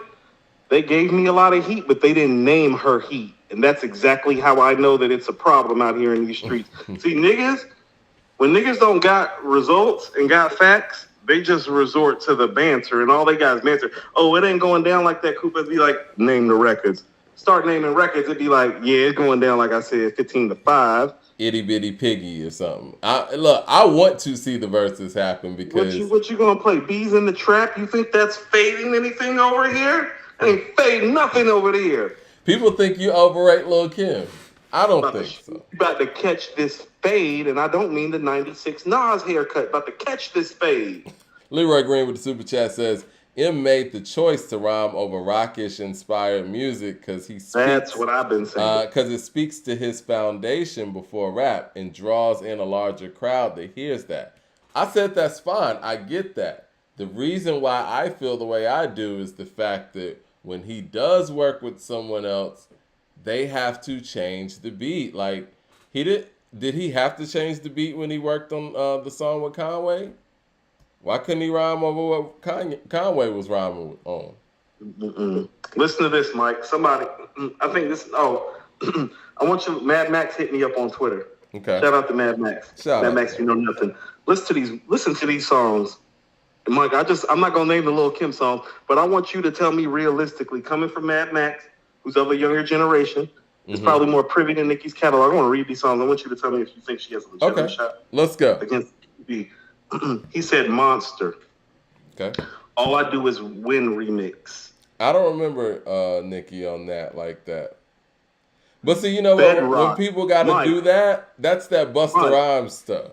Mike, Bedrock, Chun-Li, Roger That, Chirac remix, Best I Ever Had remix, You See Right Through Me, Moment for Life, My Nigga remix, Rich Sex, Roman's Revenge, Up All Night, Bottoms Up, All Eyes on You, Knockout, My Chick Bad, Bad For You. He really thought that was good enough, Mike. Nah, that's not beating Tell his ass. Listen, man, what I heard there, like I said, it's like when people were sending me those Busta Rhymes lists. Tell him, Mike, it's a bunch of other Go ahead people's and tell songs. Mad Max. It's a bunch of other people's songs. Bedrock. Mike, this is what I'm gonna say Kim too. Pulling out R. Kelly's dick and pissing on Bedrock. Piss on you.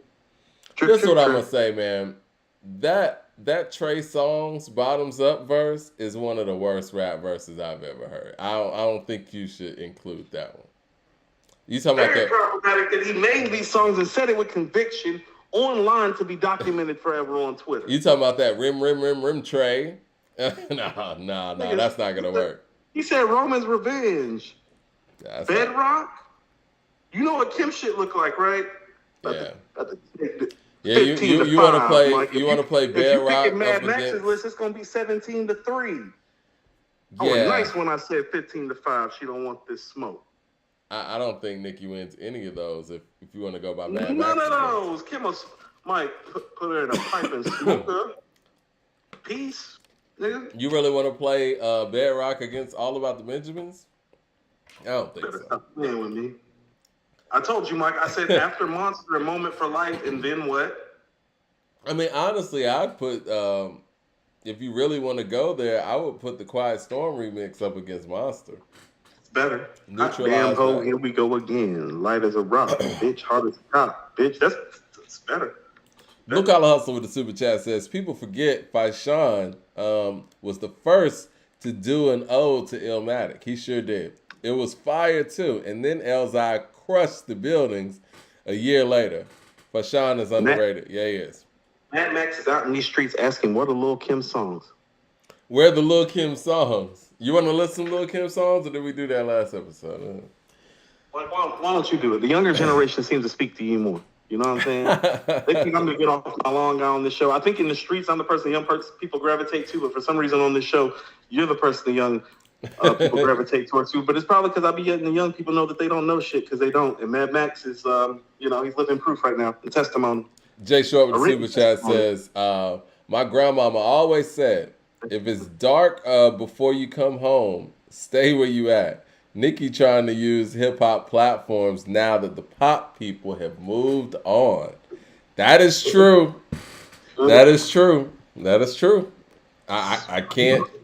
Bang, bang. That's true. And see, you know what? And she wouldn't be in this space right now if she would have balanced she out made the some hip-hop rap stuff. shit, Mike. Yeah, because Nicki can rap. You know what I'm saying? And I think, I think personally, bar for bar, if you had both of them rapping on the street, I might pick Nicki over Kim. No, Mike, that's the problem, and that's why people think that Nicki would win, is that she actually, if you hear Nicki rap, she actually is technically a better rapper than Kim. Yeah. That ain't got shit to do with making a song, Mike.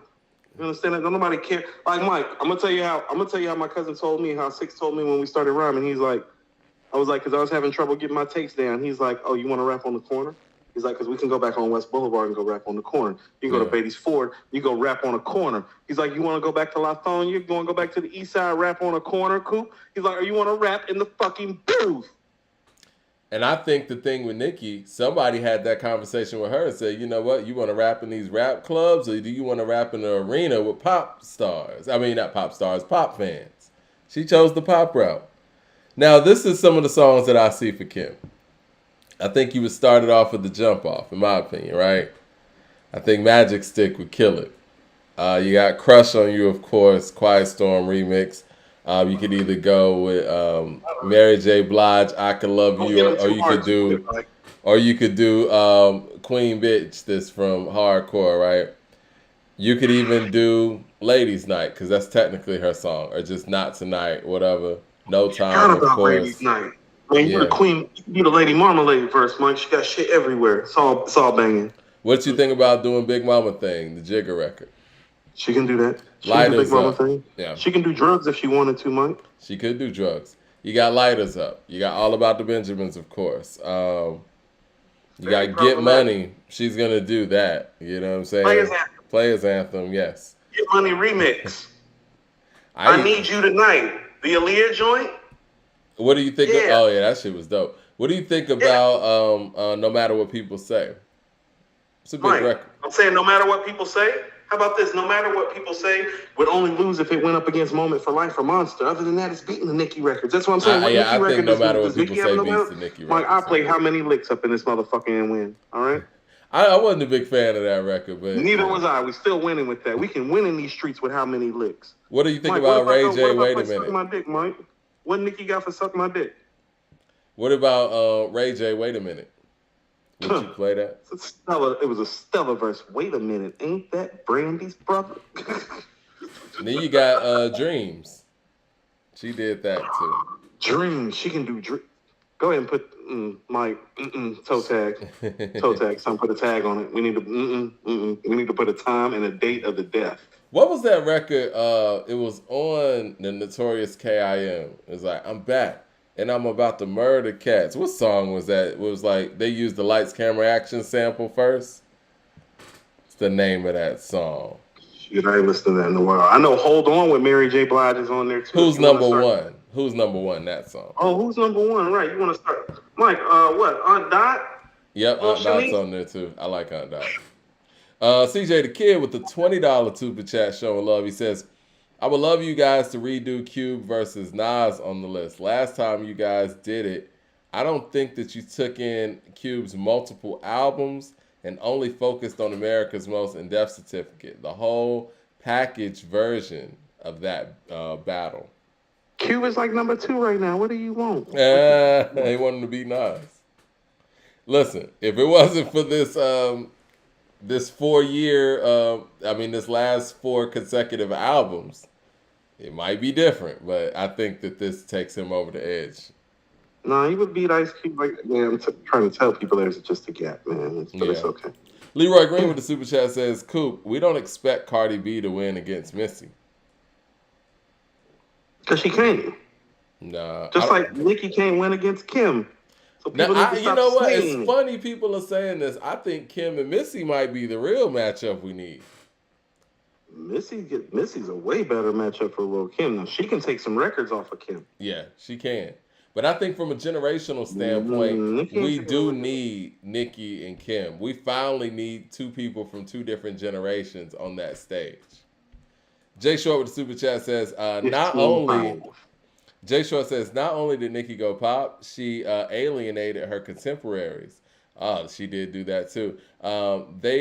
The people she needs to help her won't mess with her. An island with no bridges.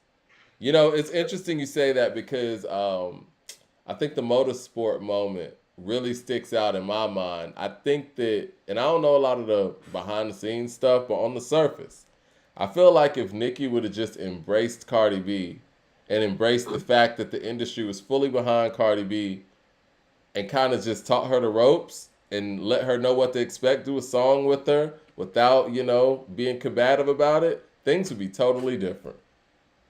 Because that situation showed a lot. This is 2 women from New York, right? And I mean, both with origins in the Caribbean. And, one was new in the game and clearly everybody was on board. All Nicki had to do was just show love. And she refused to do that in that moment. Really, for no reason other than it seeming like she was just kind of, it looked like she was jealous. Not saying she was. That's what it looked like. I don't want the hater that she is to interrupt with the fact that song for song, she's not fucking with Kim. And I'm tired of saying this shit for like 3 years. Because every time I say it, a younger generation pops up and looks at me like I'm crazy. Ain't nothing crazy about what I'm saying. You don't have the records. Well, we need to put it on the stage. Records. We need to put it on the stage. I want to see it. You know what we need to do, Mike? First of all, you want to know what? We might need to do... No, because you don't want to take Nicki's records either, because you know she's catching this L too. I'll take Nicki's records because I know her fans support that, and I would like to get the input from her fans along with my own input on what songs they feel like she has the best chance against Kim with. Mike, you can poll Jesus and the 12 disciples. They're going to tell you, it's like, oh, that's not going to work. We're going to have to lose our religion. Lex Diesel with the super chat says, I think you should count the Roots albums when rating Black Thought because he was the only consistent rapper in the group and always a focal point. Oh, yeah, we did. If we didn't, there's no way he'd be as high as he is. Let's say he wouldn't have cracked the top 30. What did we talk? Yeah. How do you think he got there? How do you think he got in the top 20? Right. Like the Roots projects. Yeah. Like, what you mean? Brother Gabe with the super chat says, we got Primo and now Swiss. What producer would you have on 5 records for Hip Hop 50? Well,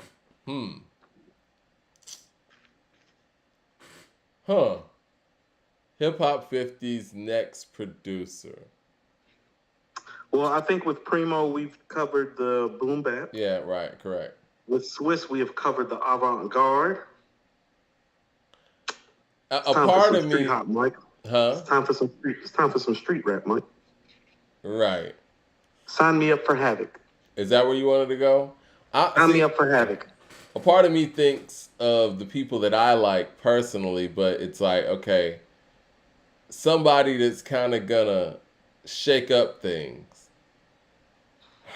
I don't know. I guess part of me is thinking maybe somebody from this generation, like Metro or something. Somebody current? Metro would be the guy. And then I think Q-Tip, but then if it's Q-Tip, we'll never get those 7 songs. I say that respectfully because I love Q-Tip. You won't get 3. You won't get 3 songs. You'll hear a B-side and another random float around, and then it'll disappear. It's according to Negro Damas. Well, listen. If we really want to blow this Hip Hop 50 thing out the water, why are we all escaping the elephant in the room, man? Kanye motherfucking West. What are we talking about? That's what... Everybody will be talking about this Hip Hop 50 thing. Like, it is what it is. Sign them up. And Kanye would know that and would totally take advantage of everybody involved. He'd be like, everybody's just watching because it's me. Yeah, you want everybody to talk about the Hip Hop 50 series? Sign Kanye West up. Swiss wasn't enough. I don't think that's how Mass Appeal's trying to run it, Mike. Just do it for me, Mass Appeal. Do it for me. I'm telling Mass Appeal, don't do that shit. We'll be stuck here talking about that for the next 60 days. Like, damn, no. Blue Collar Hustle. Freedom. Give us free. I want to see it. Blue Collar Hustle with the super chat says, is it safe to say that Mr. Morale, as a #1 album, platinum seller, winning the Grammy, and the highest grossing tour of any rapper in proof artists should, is proof that artists should still listen to the intuition and not the whims of the fans. Mr. Morale is a win, whether we want to acknowledge that or not. It's a win, right? Win what? Win what? I'm sorry, I was sleeping. It's the highest grossing tour of all time. It's a win. Oh, man. Jay Short says, y'all forgot that How Many Licks remix with Snoop in the Neptunes is better than the original. Yo, that you said something there, Jay Short. That's a good call. Mike, It's a Nicki great don't stand call. a chance in hell, Lil Mike. C's got a good verse on there too. I told you that joint from the Sunset Park soundtrack joint. We don't want it. We don't. That's stadium flow, Mike. They got In the garden. Khalees. They got Mike, Khalees and Brooklyn in the Pharrell house. on the Oh, it's a hook. problem in these streets, Mike. I'm trying to tell you, it's a problem in these streets. If Nicki pull up in the garden with Kim, Yeah. she don't want that. She better do like the Sydney Opera House in Australia or some shit. Like, don't pull up. That How Many Licks remix got Pharrell and Khalees on the hook. It's nasty. And that beat is insane. Forgot CJ, about that. Shout out to that. Yeah, I love that. Ooh, hey, how about? I didn't like the original with Cisco. Though. Like, don't you think if Pete Rock were to do it, that would be a big deal? Because like Pete Rock and Nas would do a song together, be like, hey, we haven't gotten a song since The World Is Yours, but for Hip Hop 50, you know? I mean, no. Pete Rock was the first person that came in my mind, but I'm like, okay, well, people might loop that in with the Primo. You know what I'm saying? It's just a whole facelift. I think Kanye embodies all of those things. The whole Nas Pete Rock thing on some 50 years of hip hop type shit would gravitate like that hip hop core and crowd, I think, though. I have another one. Again, didn't nobody pick up the Primo Hip Hop is 50 joint, and didn't nobody pick up Magic either, so what do I know? I have another one, though. Marley Marl. I thought about Marley. That crossed my mind. Yeah. Now I would like that. And I would like Marley. Yeah. And I think that brings on a different roster that we could or maybe like a Lord Finesse or a Buck Wild. You know what I'm saying? Yeah. Like somebody that like, you know, or if we want to take it to the West Coast. Like not known. What do you think about Daz or something or Quick? You know how I feel about Quick. Quick's always for me. Yeah. Pencil Quick in. Yeah. Because he needs some West Coast love anyway. Quick would be my guy. I think Mr. West is the real answer, but you know, I like all. Nobody wants no, Mike. You want to know what? Now I'm with the people about how you keep talking about Kanye. No, he's not the answer. Stop bragging. No, Mike, it's not the answer. You and this Kanye thing has got to stop, Mike. It's what about Just Blaze? Just Blaze. How about picking him to do Hip Hop 50, Mike? No. No. It'll be like Daytona. We all know what Mike, we all know better. CJ Kidd with a suit. Look, we need Kanye to produce that. We need Kanye to produce the next Jay-Z album. Mike. There it is. We don't need that. CJ Kidd with the super chat says, Nas is my favorite MC. Just saying that you guys weren't taking into account the Cube's full reference until you guys redid Cube versus Jay in 2 episodes ago. From my recollection. Respectfully, even Ice Cube. How about this, Mike? Do you think Death Certificate's better than It Was Written? I do. I don't think it's better than Illmatic. Not personally, I mean objectively speaking. I think we might need to go song for song on that. But I will say that It Was Written does have more redeeming qualities from an individual song standpoint. But I think from an album end-to-end standpoint, I think that Death Certificate is the one. I think Death Certificate has more important content, but it doesn't hold up as well. Really? I think it holds up very well. I think I didn't say no. When I say as well, I'm only speaking in relationship to It Was Written. I didn't say it didn't hold up well. Because here's the thing with It Was Written. It Was Written legend has grown over time. It really Death Certificate's legend has not grown over time. The legend of It Was Written is way like there was no legend of It Was Written when we were younger, Mike. I didn't even realize how other people felt about it till I was like damn near 30, and it was like, oh, y'all think this shit's like flawless too? Oh, that's great. I'm glad everybody's where I was in '96 at 15. The media got their hands on It Was Written in the narrative early, and I think that we never really felt the reverence from that album until people start having their own voices with social media and start expressing how they really felt about the album. Because before that, all we heard was I think it was the victory against Jay in the bars on Last Real Nigga Alive, too. Yeah. When he was like, Illmatic, I was boss, It Was Written, I floss, one of the most creative LPs ever to hit stores. That's one of those things that make people that haven't heard an album go back and listen to an album. Yeah. Jay Short with the super chat says, next Hip Hop 50 needs to be DJ Quick. There we go. What do y'all think about, people say the Neptunes. What do y'all think about my whole point of saying Kanye? I guess I'm off. Mike, people are skipping over your comment for a reason. Let it go, Mike. Like you're the Manny only person Fresh. who want to talk about Kanye. Like you want to know what, Mike? Wherever Kanye is, we're happy that he's happy and he's quiet and not being very problematic. Hip hop needs you, Kanye. Hip hop 50. No. Hip hop fine right now, nigga. Go get well. Get well soon. Send you a thank you card. Well, shoot, man. I think that's about it, man. I'm gonna go check out this Armeen and Quavo video. Is there anything that you think we missed today? I feel like we should, before we go, at least do one MC rating. Okay. Might as well.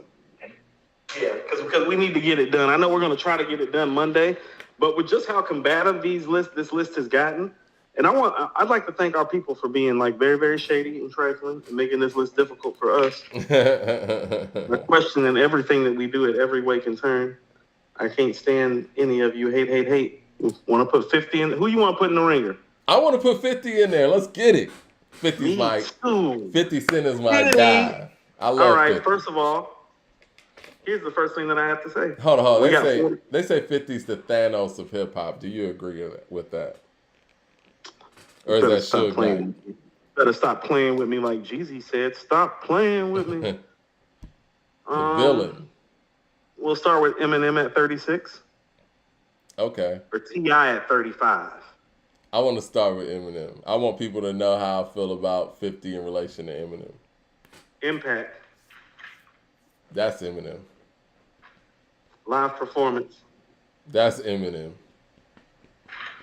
Lyrics. That's Eminem. Storytelling. I think that might be Eminem too. It is. Ooh, Mike, classic albums. That's interesting. It is. Because Get Rich or Die Trying is leaps and bounds over everything. Better than everything. Better than everything. But we say classic albums, not how great is your one. You're right. Classic. I mean, I got to be fair. That's Eminem. Classic songs. I think that's 50. Longevity of albums? That's 50 to me. It is, because Get Rich or Die Trying looms very, very large in the stratosphere. Yeah. Same thing with longevity of songs, I feel like. That's 50. I think classic collaborations is easily 50. Mm-hmm. My career longevity quality, though. I think that's 50, man. Like, do you hear these songs that he be putting together for these shows that he's on? These shits is hard. I just want to make sure we're clear, Mike. Voice. I got 50 on that. M won the first 5. 50 won the next 6. That's crazy. He literally won M won the first 5 and 50 won the next 6. Wow. Okay. T.I. I don't see 50 beating T.I. Impact. Impact's 50. It is. Live performances, T.I. Yep. Lyrics. T.I. Storytelling. That might be 50, actually. I think that might be 50. Baltimore Love Thing comes to mind. Many Men comes to mind. Oh, shit. Yeah, I cannot forget that one. It might be his best song. It might be. Like, period. Like, how did they even put Many Men on Get Rich or Die Trying, man? Like, Get Rich or Die Trying is a monster, man. It's a very, very special album. Like, it's a top 20 rap album. It is. It is. Classic albums. T.I. Classic songs. I think that's 50. I think it is, too, because I think you and I were going back and forth on who we would say would win a versus, and I think 50 would win. Because of all the collaborative stuff, yes. Yeah, and I even believe that 50's best 20 is better than Tip's best 20, but Tip wins like in a catalog conversation. But if we just go in 20 records, nah. And I still stand on what I say about T.I. beating Busta Rhymes. It would be close. It wouldn't be like 50. No, 50 ain't shaking like Tip. Like, it'd be like on some like 11-9 type of like, yeah. It'd be close. So yeah, 50 on that. Longevity of the albums. I'll tell you that's T.I. because of trap music. They came out the same year. Actually, Get Rich or Die Trying came out before trap music.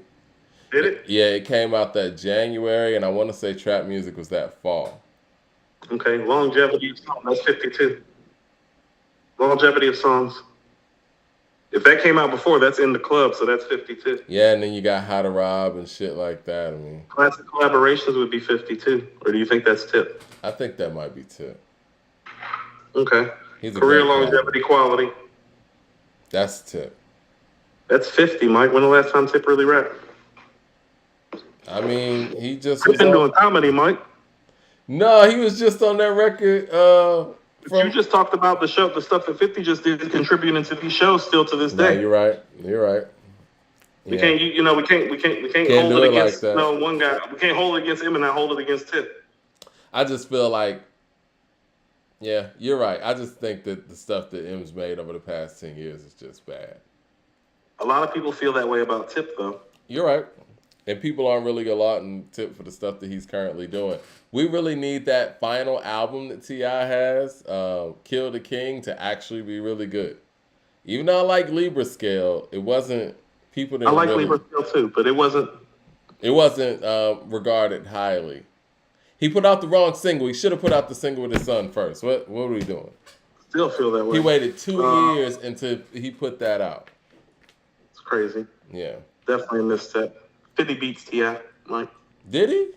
Wow. Yeah. He won Impact. He won Storytelling. He won Classic Songs. He won Longevity of Albums, Longevity of Songs, and Career Longevity Quality. It's 6. The Tip's 4. Okay.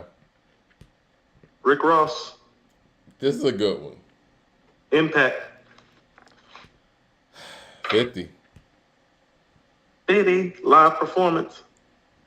I'll get It might up to be 50. Me too. Lyrics. That might be 50, actually. I think it's barely, but I still do think so. Yeah. Storytelling. I'll break your face. That's 50. Classic albums. That's Ross. Classic songs. Ross might That's have 50. Ross. It is Ross. Longevity of albums. It's 50. Yeah. Longevity of songs might be Ross. But 50 Is got it? in the club. That looms large, Mike. Yeah. 50 got in the club. He got Wankster. He got How to Rob. These are like Yeah. 20 years in. 1, 2, 3, 4, 5. He's done with Ross. J. Cole. 50 doing it like this? Yeah. Well, I guess You that's what surprised? happens when you got a special top 20 album like this one. You got a top 20 rap album and you got a top 20 song, Mike. Yeah. You got In the Club and you got Get Rich or Die Trying. And you got Many Men and shit. Yeah, and Wanksta and PIMP Yeah. and motherfucking 21 Questions and Disco Inferno. What Up Gangsta? And I Get Money and What Up Gangsta. Yeah. Right. Yeah. And all the joint, the Banks joint on fire, the Buck joint, Bonafide Hustler, Magic Stick with Kim. No. You remember that record that he had with Banks, Cake? That shit was hard. Yeah. Money. Hold on, Mike. money. Don't forget Popping Them Things, Teach You How to Stun. Yeah. Popping Them Things is one of, after the VMAs, my baby mama cussed my ass out. I kicked the ass. We back friends like Puffy and Steve Stout. Yeah. Teach a sermon about the paper like I'm Creflo Dollar. I pop you punk niggas like I pop my collar. I'm confused. I like Megan, Monica, Maya, Missy's freaky, Brandy shot. Oh, now look at how my lifestyle changed up, nigga. I'm on now. God damn it, I done came up. You can find me with the finest hoes. Choosing what Mitch to drive by while I match my clothes. I got a fetish for the stones. Heavy on the ice, man. I ain't got a pistol on me. Sure, I got a knife, man. Yo, Yeah. I was just playing I Run New York the other day, man. I wake up, stare at the ceiling. I'm alive. What a beautiful feeling. I put my vest on right after I put on my drawers. It's a habit. I'm always prepared for war. My life is like some shit you seen in the flick. Like, yo, it's intense, man. And that beat. Like hustler's ambition. Yeah. You remember the Elephant in the Sand mixtape? 50. You remember the Elephant in the Sand mixtape? Yes, that's what I'm saying. No, how about this? His 5-year run, about as good as anybody's. Yeah. Hollow through him was crazy. Nigga come around me, moving, I put a hollow through him. Remember Raid? Hold on, Raid with Pusha T? Mm-hmm. From PR to DR, niggas know how we are. You know how we do it. It's the motherfucking unit. Yeah. Mm-hmm. What? Shot Down with DMX? Yep.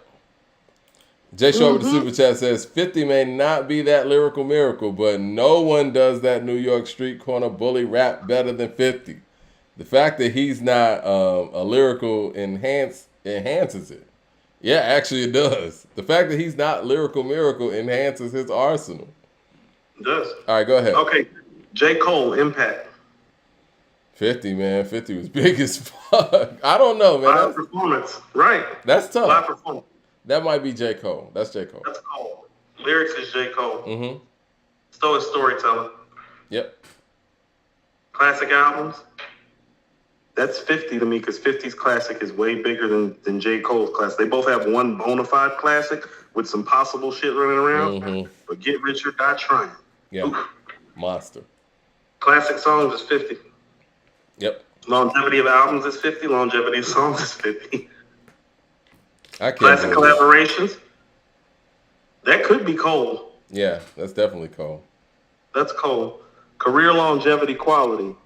That's Cole, probably. That is Cole. Yeah. We got a tie, Mike, going into the last one. Who got the better rap voice? I think 50 does, honestly. Me too. As much as I hate to admit it. As much as I wanted Cole to win that one. Right. All right, Mike, Pusha T. Oh, Pusha Terrence in the building. Ethan Hill with the super chat says, Pete Rock produced The Art of It for Nas on Lost Tapes too. Yeah. Nah, that's a throwaway. Ain't nobody trying to really count that. I'm talking about new stuff. Okay. Ain't nobody counting that, Mike. I don't even think Nas in the camp count that. All right. Ain't nobody talking about that damn record. Stop that. Pusha T, Impact, 50. Uh-huh. Live performance, Pusha T, Mike. Yep. I just seen Push too. Lyrics, Pusha T. Yep. Storytelling's 50. Mm-hmm. Classic albums, that's 50 because Get Rich or Die Trying is better than Daytona unless we're getting some Clips conversation in here. I thought we'd get some Clips conversation in there, but then that's Push because they got Hell Hath No Fury. Yeah. And 50 don't have no other classics. Right. Classic songs is 50. Mm-hmm. Longevity of albums, Pusha T, that might be 50 too. That's still 50. Longevity of songs is 50. Mm-hmm. Classic collaborations is Push. Yep. Career longevity quality is Push. Mm-hmm. Or is that 50? Yeah. Mike, a tie again with The Voice, and I think 50 wins again on Voice. I think so too. You know how I feel about Pusha T. Yeah. It's North Carolina and Virginia, he just blew through. I can't stand this nigga. 50 is a Mike, villain. he's on his way to ATL now, Mike, because it's Big Boy next. 50 is a menace, man. Okay. Great menace. Impact. 50. Yeah. Live performance is Big Boy. Big Boy, yep. Lyrics. Big Boy. Fascinating. I think that's big. I agree. Storytelling. 50. 50. Classic albums. That's Big Boy. It is, Mike, but that's just because the group that he's in has classic albums. Yeah. Get Rich or Die Trying is a monster. It is. People that are going to have an issue with us giving him classic albums. People are going to have an issue with that. Yeah. Because he doesn't have a solo classic. Yep. 50 has Get Rich or Die Trying as a top 20 rap album. Let's do this. Because I want to be fair. Let's give that one a tie. That one. Yep, I was thinking the same thing. I want to tie that. Because there's 3 undisputed classics on one side, but there's a monster of an album on the other side. I feel but like 3 group albums. Three group group albums equal 1 solo album. I could see. If that's how we're doing it, then 50 loses because that means Big Boy got 1.5 at least because he's got Southern Playalistic ATL as a Clement. That's 1.5, so that would be Big Boy then because 50 just has Get Rich or Die Trying. None of those other albums are classic. Okay. So that's Big Boy if that's the case, if we're doing it like that. Classic songs. And I only say that I want to get the math together. Like, a solo artist has to do 3 verses by themselves, right? where as a group member, one verse per song. So that's why I'm saying group Fair. No, efforts. Yeah. I love your logic. I'm prescribing to the logic. I'm just telling you why I'm putting Big Boy down. Okay. Classic songs. That's 50. That's 50. Yeah.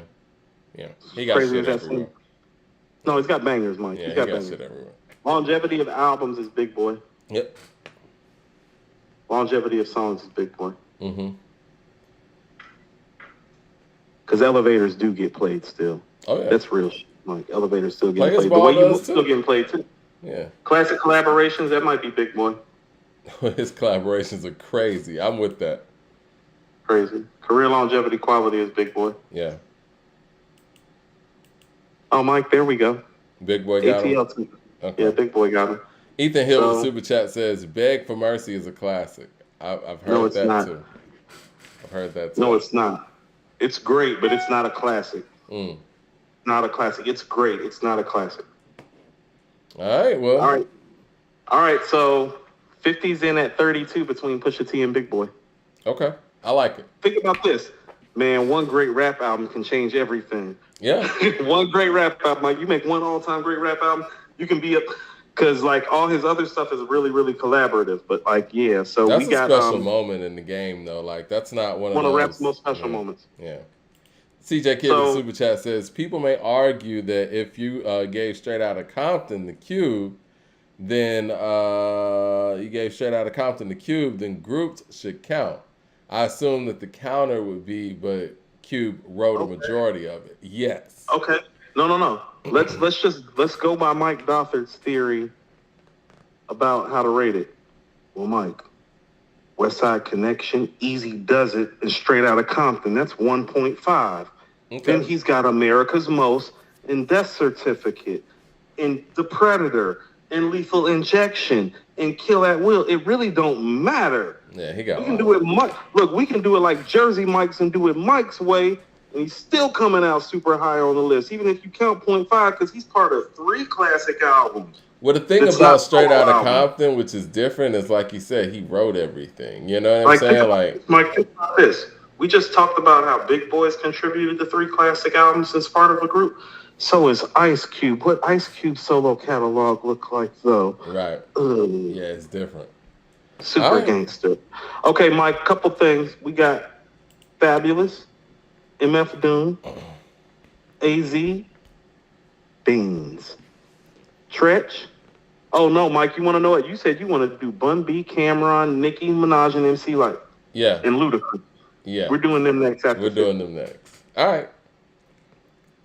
You want to know what's crazy, Mike? You think AZ's going to make our top 50? I don't know. I hope he does. That's why your catalog matters, Mike. Yeah, it does. Ethan Hill with the Super Chat says... Like Do or Die is a classic, but it's not a Get Rich or Die Trying classic. Ethan Hill said 50 wrote the documentary, so 50 has 3 to me. 50 did not write the documentary. 50 co-wrote songs, and it's 5 records. He even said it was 5 records. Okay. Well, there we go. All right. 19 tracks in there. Stop that.